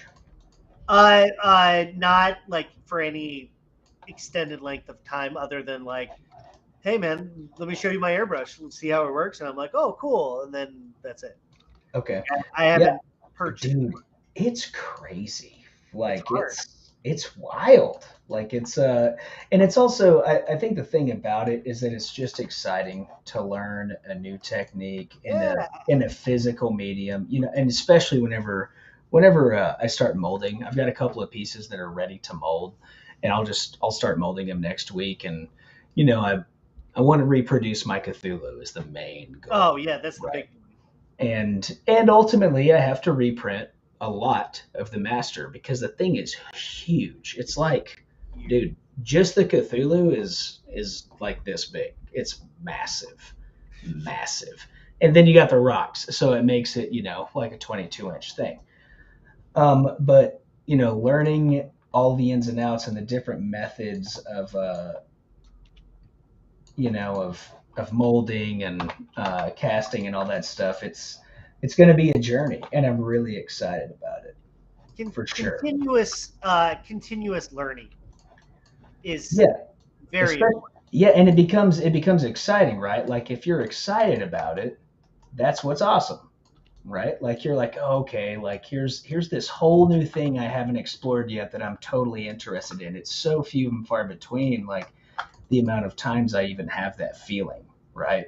Yeah. But man, whenever you can get into something cool, like shit, I could make my own toys and collectibles. I might spend a bunch of time on that just to see, like it's cool. Put yourself in the maker sphere. Yeah. Yeah, I mean, and I like learning new programs all the time. Unreal is like the latest thing I'm diving into. Just to learn. know. I can't wait to get into that again. I spent some time in it, but I wanna really get into there. Even what I've also been doing is I've been using Unreal assets in Keyshot. Right, like the mega scans, the mega scan stuff, right? Like, even just incorporating, because I've been using mega scans in my concept work. Now, right. And just incorporating those is upping the level of the concept, and so it's really exciting to watch happen. There's a lot of, I feel like there's a lot of convergent points that are happening in CGI and AI technology all at the same time.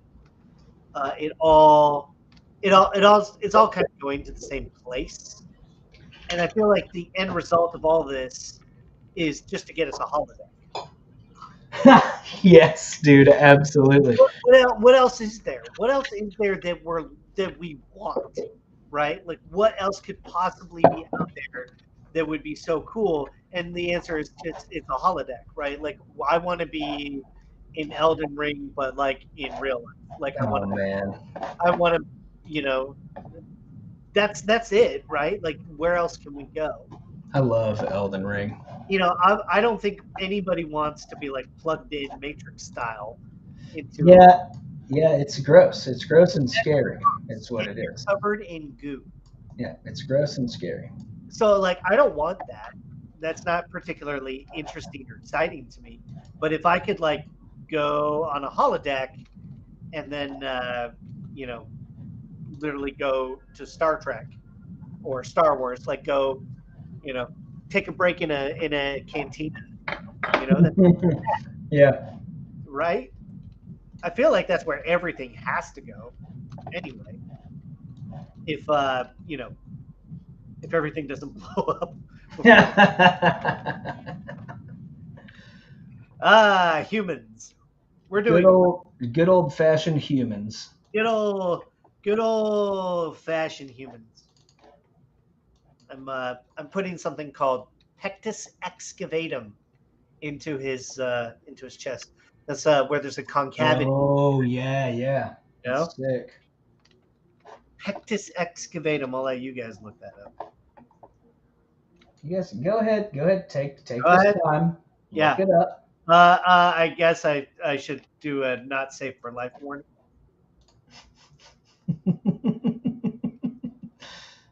Yeah, everything you everything you tell someone to look up, be like, this is not safe for guys. Yeah, guys, listen. Just so you know, I will wreck your life. Yeah, I've already like the poor guys in the pod because they would just look over at my screen and be like, vomitus.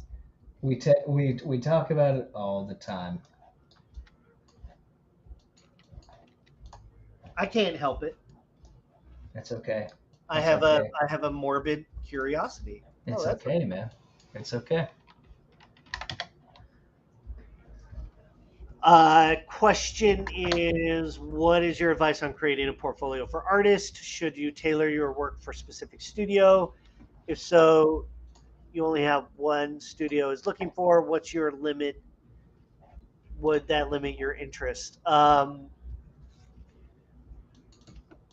Well, I would say portfolio-wise, do stuff that you're interested in, and that you are willing to do for the next 7 to 10 years. Yeah. Like if you enjoy environments, do environment work. Like, where is your passion and what do you want to do with it? Most importantly, just like what Jared said, man, whatever's in your portfolio, that's what you want to do. That's what people are going to assume, that that's what you want to do and that's what you're good at. Yeah. And you do get that, especially if you're a generalist, you get the critique like, hey, you've got compositing, animation, lighting, all this other shit on your reel. And people do get very confused. It doesn't matter how good it looks.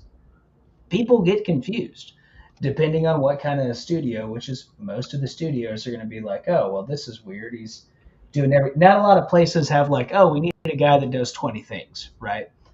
So if you want to well, just on that note, like, it's interesting because ILM just put out a reel where they're saying we're looking only for generalists. Right, because they basically need troubleshooters at that point. They need guys that can be like, hey, you can render, hey, you can model. Probably not. I mean, model's probably really low on the list, but it's usually technical stuff. Hey, you can hop in here and do this and do this and do this, right? You can touch every aspect of a shot. Yeah, and that's what I am, and it has proven me, very, very well to have that skill set. But I will say, you will end up getting more offers that you don't want to do later in your career or even midway through your career because you haven't focused your portfolio. You might be able to do all that stuff. Find what you like to do. You know what I mean? You want to be a character modeler, your portfolio should be all character modeling. If you need a job very badly, tell them you can do everything.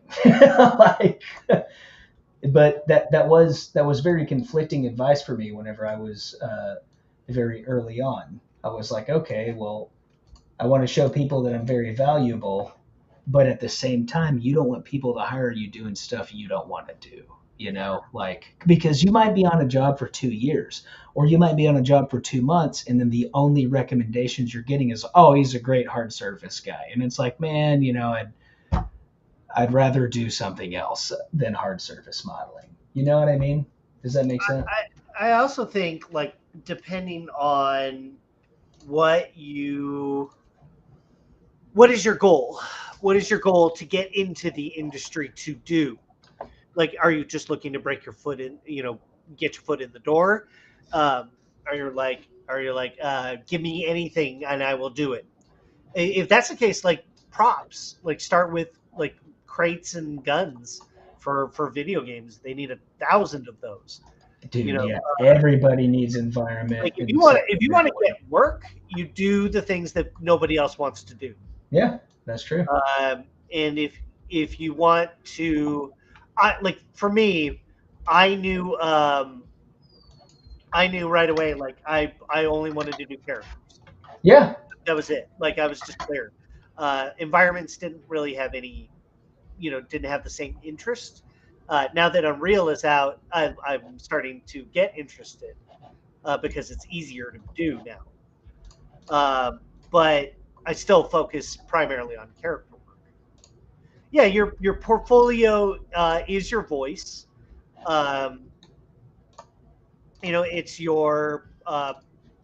It's it's who you are. It's all there on the page. You look at my work, and it's going to be different than somebody else's work. And you find that voice that fits your project. So, yeah. But like in the beginning, it just depends on what your goals are. Do you just want to get a job? Do you want to thrive? Do you want to master something? I looked at my hero, Jared Morantz, and I looked at his work and I said, I want to do that. Like, I want to get as good as that. That is, you are literally telling my story, but instead of Jared Morantz, it was Jared Krichevsky. You're silly. I mean, I might be silly and I might be too fill in the blank, but that's accurate. That's like whenever Jared was on, I was like, dude, that's so funny because our stories are so parallel, right? I didn't even know it was real until I was in my second year at Gnomon. I was like, this dude just sits around and makes crazy monsters all day. I'm like, fuck, like, let me do I know. And I was like, oh my God, this is a career? Mhm. Like people do this. Jared, what do you think, man? This is my idea. Like the lights just showing on him, and I'm gonna connect him. That's creepy. I'll connect him in Like a certain way, but maybe what do you disembodied. think? Like veins or something that are. Yeah, like probably goopy tentacles, like he's been infected. Oh, like they're like a coming up like yeah, yeah, proboscis worms or yeah, something. yeah, yeah, yeah, yeah, yeah, like Yeah, a Resident Evil kind of thing. Like he's like maybe like a little bit of the Thing, or is it like I think you're it's talking like the Flood, like Halo, or no, no, no, no Halo. maybe I'm a maybe Half-Life guy. maybe it's a bit like the Purge, where they end up wearing masks. Maybe it's a bit like No, yeah, I'm thinking like some Resident Evil, like four maybe or it's like eight kind of thing. Insidious, Yeah, where they're wearing makeup. and it's just all kids, and they have a So lawnmower. they are, and they're having a luau. But listen, we've got 14 minutes left. Let's talk about Doctor Strange. Let's talk about Doctor Strange. Yeah. We can't spoil it. Can Uh, we? oh no, I'm not going to spoil it, but I will Oh, say it is my favorite Marvel movie. I Ab- love that movie. Absolutely my favorite Marvel movie. I mean, I've been in love with Sam Raimi ever since I worked at Blockbuster and years before then, man. I love his movies, and this movie is Evil Dead plus Doctor Strange, including Mommy Wanda, and we like it. I like it. I like My it a lot. my introduction to Raimi was Army of Darkness, so I didn't know Oh, about. so you saw the third one first. Yeah, so I had no idea, and I just loved Army of Darkness because it was so weird, Yeah, and like I loved I love the Harryhausen stuff, the skeletons and the. yeah. But So but I you were wasn't. already into kind of the stop animation kind Yeah, of. I mean, like Yeah. the one of the first movies I remember watching with my dad is he watched The Thief of Baghdad. That was one of his favorite movies. Oh, okay. Thief of Baghdad, and also one of the first movies to feature visual effects. If I recall correctly, I mean, it goes way back. That goes all the way back to like Méliès and all that. But Yeah. the Thief of Baghdad was a breakthrough, especially in some of the forced perspective. Um, so I remember that movie. I don't know where I was going with that. Yeah, I mean, it sounds like you were going somewhere great, and I think we'll just I take it that sounded way. like I was going somewhere great. I was making a point. I was there, and then it was gone. Yeah, look at that. This movie is so rad. Let me pull that. There you go. Remember this movie? Oh yeah, dude. Movie. I absolutely remember that Look movie. at those toes. Look at them toes. Nasty, like triangle toes. I gotta remember that shape. That's gnarly. But yeah, so Army of Darkness was my intro to Raimi. So I didn't know about Evil Dead, which I saw many years later. Many years later, Many years later. 'Cause I you didn't know broke me out of my concentration because you you were said thinking many about years Tall later. Boys. Yeah, I was just looking at this guy. I think it might be time to actually focus on the tall boy. Make his head weird, make his arms weird, start to deform him a little bit. Go Yeah, full mimic with it. You know what get I him mean? looking weird. You know what I Go mean? full mimic. But I love the whole kind of arrival alien feel that it has to it at the same time. This might be one that I'd take all the way. It just sounds. I mean, it's been a. Well, I think we definitely need to do a second week on this because, like, I want to get more projects finished, more Right. art accomplished. So I Make definitely it want to do, take this guy a slimy. little further. Yeah, make him slimy. I'm not doing a lot of personal work just because when I'm done working, I'm just like I'm off work and I'm just gonna go take care of my body. Well, yeah. I mean, we talk about this almost every episode. Every But, episode, but know. you might want to go ahead and talk about what you've been going through with your arm and how it's growing another human on top of Yeah, it. what's so crazy is like my arms started growing another set of arms inside of them. Yeah, it's like basket case, but it's on one part of his arm. Yeah, yeah. Yeah, it's wild. No, I had a myofascial flare up, which basically means like my muscles get too tight and I get knots. You know, you ever get a knot in your neck? Never. I get those in my arms between my radius and ulna right here. And it can cut off circulation. So And like that's what we call bad. it's bad. Like my thumbs started losing sensation. Oh, dude, I know. Yeah. Like they're, and that is something very important to note that like if you don't, honestly, not to sound like the Doom Patrol here, even if you do take really good care of your body, if you're sitting down for 14 hours a day and doing micro movements for 14 hours a day, it's gonna be rough, very rough on your body. Yeah. And dude, there were times where like I was out of work for like a month or two. I'm like, damn, I literally can't even pick up the pen and climb around. What are the symptoms? Your arms feel highly sensitive. Yeah. The skin feels inflamed or sensitive. You might be experiencing like swelling.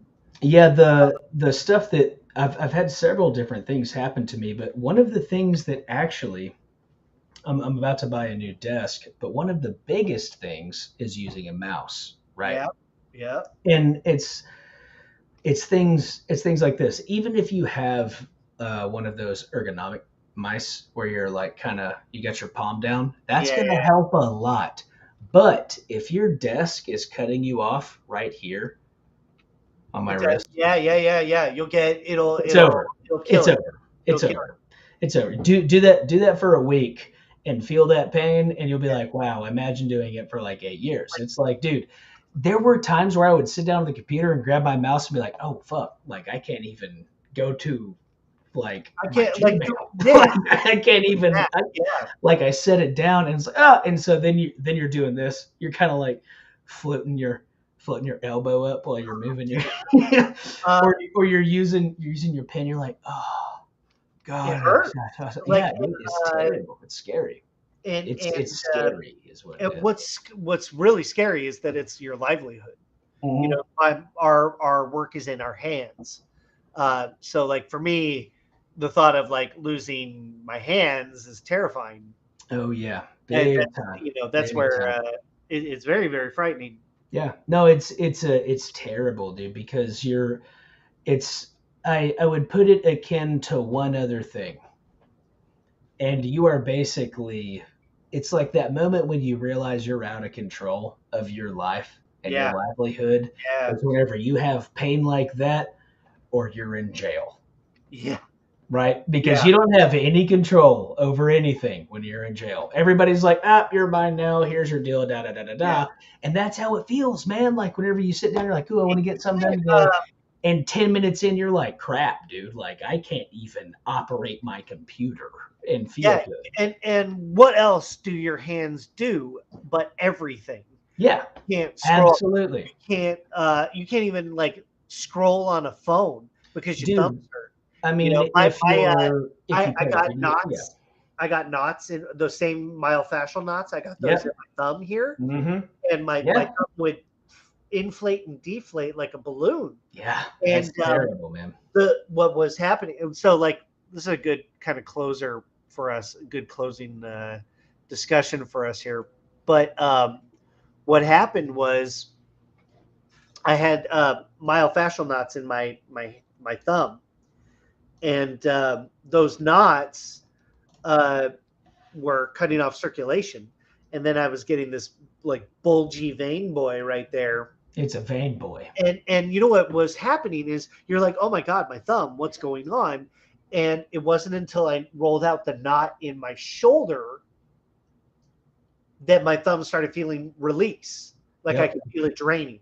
So like, what was happening was things that are happening up the chain affect you all the way down. 100%. And if you actually try and like be harsh on this, you'd end up doing more damage. Yeah. Because Well, they're so close to the skin that it's like, hey, this isn't where it's starting, it's where it's culminating, Yeah. right? It's like it's like you're pouring sap down a fucking pole, right? It starts up here and it's accumulating down there. And so what you do is you stop the sap from up top, or the liquid from up top. And that's what I've done for the last, ever since you actually told me about that years ago. It's like, oh, if you ever have pain, like I can't get used to it, but if you have pain like up here, you start up here. Yeah. Because that's where it's coming from. And man, whenever you hit it, you can feel it tingle all the way down. And you're like, ooh. But it's not just up here. It's the entire shoulder and serratus complex. Right. The whole serratus and your serratus back area is and it's hidden because no one's like, oh, I'm gonna deal with my wrist pain in my armpit. Mm-hmm. That it's counterintuitive, but everything goes up the chain. So like if your hips feel bad, that might explain why your ankle is crap. Absolutely. So what I've done, and kind of what happens when you work in CG for a long time, is your hobby becomes taking care of your body. Like you spend like you work your day and then you go home and then you just take care of your body because the demands for the job are insane. Like just sitting there doing nothing takes a toll. So anyway, what I'm wearing is I'm wearing compression sleeves that will help with circulation. So that's a part of it, right? I steam now. He's got it, guys. He's got this. He's got a mobile. I bought the beauty unit. It looks like a tent. It's awesome. And I sit in there for like 15 minutes and I sweat. And that's also a part of it is opening up the pores so the tissue can, once you break it up, it can leave your body. Otherwise, it's just floating around in there. But in addition to this, I've learned about the Chinese practice of Guasha, which is muscle scraping. It just translates to scraping. So I have this little tool, and it's a stainless steel Guasha tool. Let me Guasha, Guasha. Now, please don't do this without referring to some experts first. But it has these little, it's a blunt instrument. It's very blunt. It's not sharp. So you can't cut yourself on it. But what I'm doing is I'm just very lightly working out the gunk that's in my arms that builds up. And what's crazy is if you go hard enough, you'll start to break capillaries. So then my arms started bruising. There it is. I was hoping you'd show it. Dude, and this actually looks really good. Like when I first about to say it doesn't look bad at all, especially on webcam. It doesn't. On a webcam, it looks great. Let me show you. I gotta tell you, show a picture. The whole forearm is bruised. That's all bruised from here to here, from breaking up that myofascial tissue. Dude, guys, pay attention to this. Yeah, so like this shit is gnarly, dude. So look at it. So this is just like what I've had to experience to survive as an artist is learning how myofascial tissue works, how it wraps over, around, and through muscles. And just by sitting there, just sitting all day, every day, doing this, doing just nothing. one little motion. Imagine one thing you love, and there's this price to pay for it. Yeah. So that's what I'm talking about here is so you can get knots anywhere, and it will affect you down the chain. And if you don't take care of it, you're going to have to get surgery on your hands and maybe never even have like that sensitivity back. And hand surgery is already scary as hell anyways, man. Yeah, man. A buddy of mine, we were both going through arm issues at the same time. He went to surgery. And what they did is they moved his ulnar nerve and they pinned it to the bone. So they took it off the epicondyle here. That's this little bony protrusion that we can all feel. Your ulnar nerve wraps around that guy. This guy travels all the way up your neck. So if you're sitting there like this, you're cutting off that ulnar nerve. So you're going to feel that down there, right? Yeah. And that guy travels all the way up here and affects your hands up here. So like I've gotten knots in here. I've gotten knots all over. Now, right now, the knots, and I can feel them. I can feel that knot moving around. What's hard is like once you've broken up the outer layer, those knots are in there and they slide around Yeah. because you're trying to get at that knot. And Yeah, it's well, I mean, it's breaking up that connective tissue, yeah, like that calcification, basically, on the connective tissue in between your epidermis and your, the striations of your muscle. Like that's right. it's starting to break up and like turn into little pellets and So kind of what slide happens around. is you build up scar tissue from maybe an injury or just repetition, and your body floods collagen to that, which creates scar tissue and inflammation. And Yes. then it builds myofascial tissue, which is glue, the glue that holds your muscles and arms together, builds that shit over it. So the reason why we're talking about this, guys, is because we have experienced a lot of pain, and we don't want anybody else, to experience that. So health is something that we do advocate for a lot. What I also found out is that myofascial buildup can happen because of a lack of B vitamins and folic acid. You've got to go outside. You have to go outside. You got to go outside. Go get some. Exercise is always very important. Oh God, he's frozen. Oh, No, sorry. Anyway, so basically, I've got these knots in my arm. I'm using every weapon at my disposal to deal with it. But I do have to say, like, since I started steaming and doing the guasha and everything else, I feel amazing. Well, dude, I even remember, I don't even know what 5 or 6 years ago, whenever you had your first big scare that I'm aware of. Yeah. You had to take 2 or 3 weeks off, and yeah, it was you terrible. ended up getting a personal trainer, and you're dumping your arms in ice water, and you're wringing them out, and it's literally destruction. It's like you see those UFC guys hitting each other on the shins with like planks to strengthen their shins. You're doing that shit. It's like, what my trainer would do is, and you can do this at home. There are exercises for this. You can take your ulnar nerve and your ulnar bone and squash your arm basically. Mm-hmm. You're applying pressure to those trigger points, the build up knots. Mm-hmm. You apply pressure to it for 30 to 90 seconds, and that'll release it. Mm-hmm. So you're doing that. So he's doing that with his arms. Yeah. Like break up my arms, and I swear to God, the pain was so intense. I would just like leave my body for a little bit. Yeah. And I would just I'd just kind of float above my body because the pain would just take you out of everything. That kind of makes me feel like maybe in our friend group, hear me out, you'd be that guy to try and open up that box that Hellraiser leaves around. To take away the pain.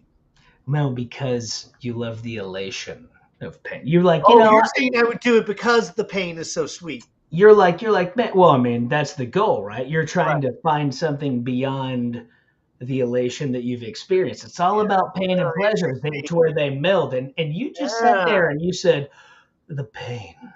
Oh, the pain. I left my body. I'm like, this dude's opening the box. This dude is You are coming back as an écorché, and you are going to build. You're coming back as an écorché. I like that. That was funny. That's good. Yeah, no, I would. There's Frank right there. Frank. That's Frank. This is just an écorché. That's the joke. Beautiful. That's the CG joke. Yeah. Yeah. So take care of your bodies. And also what I found out is myofascial tissue likes to be slick. So another incentive to drink a lot of water. Liquids. And that doesn't mean beer. Because when it dries out, that's when it's prone to knotting. Yeah.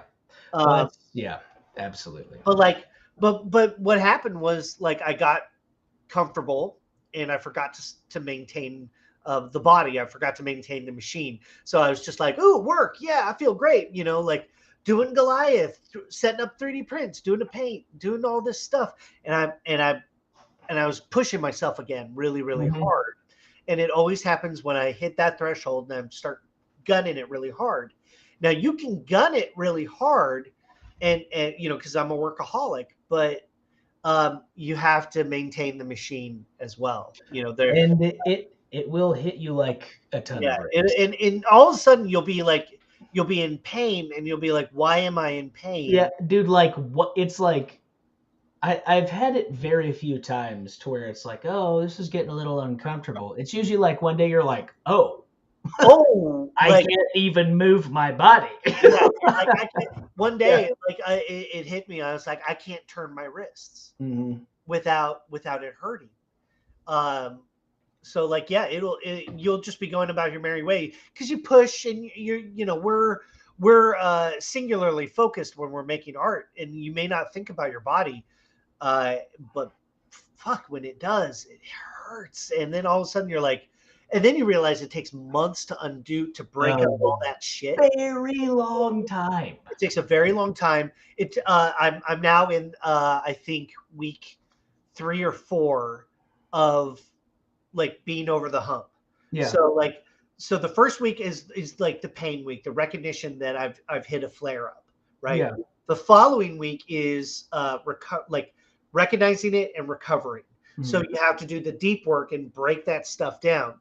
Then every day following is just more and more breakup. And I've been doing this for 3 weeks. Those knots are still in my arms, and even though I have sensation in my thumbs again, I can feel those sons of bitches in there. Dude, and it's very hard to break them up. And it affects your work completely. And it does. And it becomes like, okay, I have to start working in shorter spans and in lighter spans, and then you've got more breaks, and you've got to adjust your software to it, right? You're sitting there like, oh, and you got to up your sense. You got to do all this other stuff, I mean, I injured my shoulder playing drums like a year and a half ago, and it wasn't until like 3 or 4 months ago I was at about 80 or 90%. Just that's not CG related, but it's literally just like if you're not mobile, if your body isn't used to it, if you injure yourself, especially like after your 20s, I would say probably 30, 35 and up, you're just like, damn, dude, it's gonna stick for a minute. You're like, oh, I was pushing pretty hard in my 30s, and now I'm 40, and all of a sudden I'm like, you just fall apart. If it feels this bad now, what's it going to feel like in my 50s, in my 60s? Yeah. How am I going to survive? Well, how do you adapt to it? How do you adapt to it? And it just means you have to be diligent as all hell. You have to, otherwise, you have to take care of it every day. And like we say, you baby it. I mean, they're your money makers, dude. Yeah. They're everything, and I play guitar too, right? So it's and you want to play video games. I couldn't play video games. I haven't. Yeah, if you can't hold your controller for more than 10 minutes, and then you're getting pain in your palms. I mean, it's really starting like all the way back here. You're like, damn. On a parenting level, I couldn't pick up my kid, without pain, and you push through it because they're your kid and they want to play. But like on that level, it also sucks because you're like, oh my God, like I have to, deal with it. So it's like, and on a parenting level, I haven't picked up my kids in about 5 years. No, you went for cigarettes, never came back. Still waiting for you to pick them up. Well, they'll be there, maybe. Little Timmy, and Timmy. Oh, poor Tim. We like poor little Timmy Millard. Poor little all 4 Timmys. We call him Timmy Millie. Timmy Millie. Well, that was the health talk, and like we like hit it all the time, and I'm sure, but we have to preach it because it's important, man. Because that's one thing that I guess I was educated about that at Gnomon. I will say 100%. Max Dion drove that shit home. Yeah. But until you're like 2 or 3 years, well, I was about 2 or 3 years in, and I was like, oh, like I am young and my arms hurt, and it's not like you're sore from working out. It's like, dude, I can't even like do this. I can't even can't. Like I can't do shit because there's all this stuff going on. And dude, if you're in a job where you're doing this all day for 13, 14 hours, say? it's gonna build up and it's gonna kill you, bro. So and it will. And we all heard horror stories, of people who say didn't or who didn't listen. But we all heard horror stories about other people who went through stuff like this, and you only hear so many of those before you go like, is it going to happen to me? Yeah, and you do feel invincible until it bites you in the ass, because I know plenty of artists my age and older than me that don't have that issue, and you know what they don't do? Work out all day. Yeah. And it's like, okay, so it really is. It's like anything health rated. It's case by case, but it is something so important to keep in mind. Like, just like your posture. Anytime I feel myself like hunching over, every time I'm just like, I'm like, all right, here, like let's fix that. Oh, by the way, he's got it. Look at that. Oh, hold on. He's got some swag. Look at that. He's gonna swag brag. I got a swag brag. Swag brag. That's a bonus feature for today's stream. This is a great point as well. Body health contributes to mental health 100%. When you feel good, you feel good. You feel like you can work. And if you don't feel good, when you can't work, when I can't work, I'm a miserable sad sack. I'm like, what is my purpose? And I'm a slug. I'm a couch lump. I'm a couch lump. I'm a couch lump. Like, you can only watch so many movies, and then what happens is you have nothing to do but like scroll on your phone.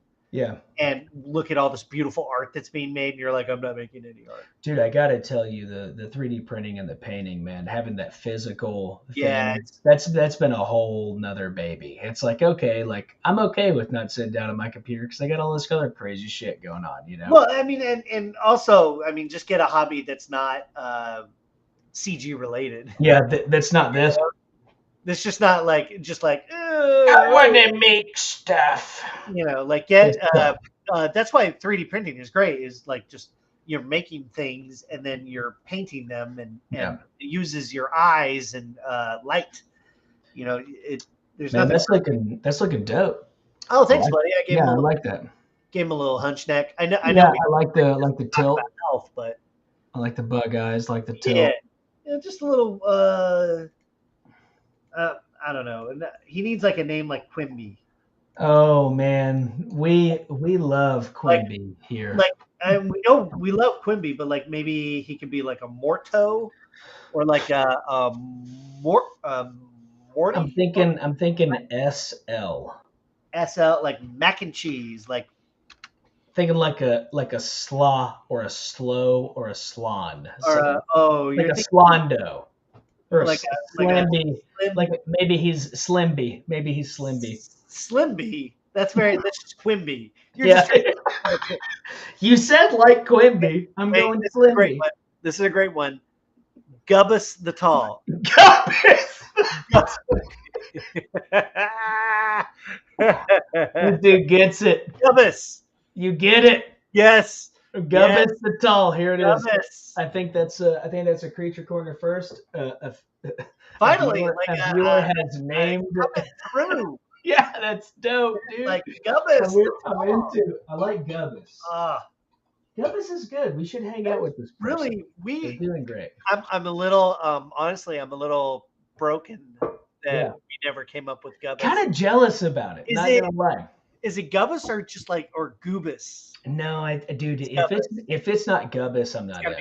If it's not Gubbus, I'm not down. It's Gubbus the Tall, and it's Gubbus the Tall. And I'm telling you, just like out the back. That is so good. He just slammed it in. You're like, Gubbus the Tall. He is very tall. Very nice detail. Gubbus the Tall. Yeah, Gubbus the Tall. God, Into it. Way wow, into it. I'm upset. Mm-hmm. One thing that I recommend. Speaking of being upset. Speaking of being a goober, is I like keeping the head cut off. Oh, so you can do a little tilty swirl. Yeah, because I always find that like when I'm in 3D and I'm like messing around, I always end up wanting to tilt the head in a different direction. So Oh yeah. on all of my models, all my concept models, I keep the head kind of cut off like this. Yeah, that's actually a great workflow that I totally utilize all the time that I've never done, but that's awesome. See, Gonna like have to do that for sure. Look, if you're gonna do Gubbus the Tall, You gotta get the tall Gubbus man. so like what I always find is like I always want to tilt the head in a direction, Yeah. so like Especially instead of fucking with the camera, right? Yeah, You're always trying to get the. And so here, let me ask you a serious, quick question. Do you think his close friends call him Gubbins? they probably call them Gubs. Gubbs. Hey, Gubbs. Oh, Gubbins. Man, Gubbins done lost his damn mind again, boy. See, like I figure if we do like a top-down shot, like we're looking at his crotch. It's a flat camera? Pretty flat. Yeah, because he's tall, man. Yeah. Like pretend that the camera is your eyesight. I just want to see. Like so he's really tall right there. You're 2 years old. He's that tall. There you go. He's tall. Yeah, he's very tall. Yeah, dude, that looks great, man. Yeah, it's gonna be cool. I'm thinking maybe we'll need some trees, to kind of compare him to. I already called trees, so. Like, oh, you called trees? I didn't call trees. I'm just. Oh, and Just being silly. Gubbus. Oh, Gubbus the Tall. Gubbus the Tall and Gubbus the Wise. Oh, Gubbies. You are hilarious. You came up with Gubbus the Tall. You are hilarious. Yeah, that guy's funny. That person is funny. You're a humorous person, and we like you. I'm not funny. None of us are funny. None of us are actually particularly Gubbus is funny. Gubbus is funny. I'm so distraught we didn't come up with Gubbus. Yeah. Before we go, just trying to think of any other things we need to touch on. I mean, we barely talked about Doctor Strange, but we can talk about that, more later. Well, the movie. I mean, what did you think? I mean, you liked it. You really liked it. Yeah, I mean, what's wild to me is like Doctor Strange was like such an unknown character before all the Marvel movies, and he was so I love seeing those like B and C list characters get their limelight. Yeah, dude, I honestly like growing up reading comics. I feel like half of the movies they've kind of come out with, I've been surprised with some of the. I mean, dude, growing up, it was like the X-Men and Spider-Man. Yeah, that was the shit. If you were like way nerd, you had Fantastic Four. You were into the older stuff, but no one's talking about Moon Knight, Black Panther, Doctor Strange. No one's talking about all of these things, right? So it's always cool to see it, and the fact that Sam Raimi came back, not on Sony but on Marvel, and straight up made Evil Dead with Doctor Strange. I would say Doctor Strange with the Evil Dead vibes in a lot of it. I mean, dude, it took me to the moon for sure. And they let him be himself. Like they, it's a purely a Raimi movie, and it feels like it. It feels it feels like him. It 100% is unmistakable. If I never would have known that Sam Raimi directed this movie, I would have watched it and been like, damn, that's a Sam Raimi movie. I mean, the cinematography alone. Oh yeah, Like, dude, the Dutch angles, the chase cams, the 12mm angles that are just like, dude, come on. That's Evil Dead 1 and 2. He made those in the late 80s, man. Like, that's his thing. And yeah,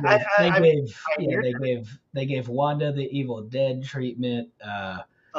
All of it was just, dude, there's so, and I don't want to spoil anything, but like, some of my favorite stuff happens in that. Oh yeah, I mean that it was. I bet you, like, you and I will, we should talk about it later, but there's some stuff in there where I was like, yeah, it was. I mean,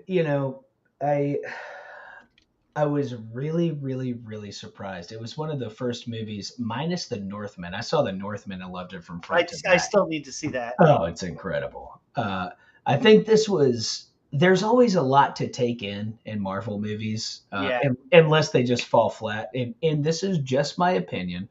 Like watching Captain Marvel, I was like, that was a fine movie, and that was in fact a movie. But if you watch, some of these more complex, with all these extra characters and all this shit, and the Endgame, Infinity War, there's so much to take in. And in Doctor Strange, if it's also one of those movies to where it's the first one that kind of feeds off of these like tertiary shows that are kind of around. Like, I mean, it is the most comic booky movie. That's what was nuts, was that it felt like you were reading a comic. It felt like you had read a couple of issues of Spectacular Spider-Man, a couple of issues of Amazing, and then you got to a different, Unlimited Spider-Man, and you're like, whoa, it's combining all these elements of these other comics I've been reading for the last 10 years. Yeah. That's that feeling that I had. I was like, wow. You need to understand just to understand that level. Like, you can watch that movie and be like, oh, that's a fine movie. But if you're a nerd and you watch all these movies and you're all these comics, then like they put all those Easter eggs in there, and you're like, this is the most comic book ever. And, dude, some of the reveals in that movie absolutely blew my mind. I mean, and they went full Raimi on it. Yeah, I don't know who let them do that, but I like that person. I mean, that all comes from Feige. Yeah, sure. Feige. Yeah. Is it Feige or is it Feige? I've heard Feige. I've heard that. I've heard Napster. I saw him speak at a Producers Guild conference. My wife is a member of the Producers Guild, and so we got to sit and listen to a conversation with Kevin Feige, and man, it was awesome. Like, dude was just a PA with a dream, and he worked his ass off, and he made his way up. Like, he nailed it. And he nailed it. He nailed it, man. Changed cinema forever. I mean, dude, absolutely. And it's wild to see, in my mind, especially here in Arkansas in the South, right? It's interesting because I lived in California for like 7 or 8 years, and I've been back and forth between these two areas, and it's just so funny to hear everyone's opinion. But ultimately, just the fact that we are at this point, that there is this ridiculous movie made by Marvel, is like what I'm here for. It kind of just felt like the rest of it was all necessary to get to this point. You know what I mean? Just to get to we got to have Captain America, we got to have Iron Man, we got to have all, but now it's time to really get weird. Like, Marvel is weird. I felt like Guardians was the right step. The Indiana Jones Star Wars feel, that I mean, dude, that took the cake and just blew the whole thing out. It took and it made. I mean, I remember whenever that movie came out, and I was just enamored with it. It was just like, wow, this is like all of my childhood plus a Marvel movie, and plus also a handful of characters that I really never read about, but I've got all their trading cards. I've got a couple of books. I mean, I remember Rocket. I remember Rocket Raccoon. I didn't know about Groot prior, or Drax, or some of those, but I knew about Rocket. Oh, dude, yeah, I Plays the collected Marvel a vs. Capcom games. yeah. Oh, yeah. Shows Dude, up. I collected a lot because in the 90s, Oh, collectible cards. cards. Cards were Dude, the thing. I have books of cards. I've probably got about a third of my comic book collection here. But the cards that I had, that like it would just educate you. You'd be looking through 1,000 characters in a deck of cards. Like if Yeah. if you bought a master collection, if the Hildebrandt brothers fucking illustrated a bunch of the Marvel superheroes, you're learning about all these new things. And man, I mean, all of those Guardians guys, they obviously look different than what's on screen, but wow, like they brought those things to life big time. And James Gunn, just to be clear, came from trauma background and all hail trauma. Like you're talking Corman trauma, like oh yeah, dude. I didn't know he came from Trauma. Mm-hmm. Yeah.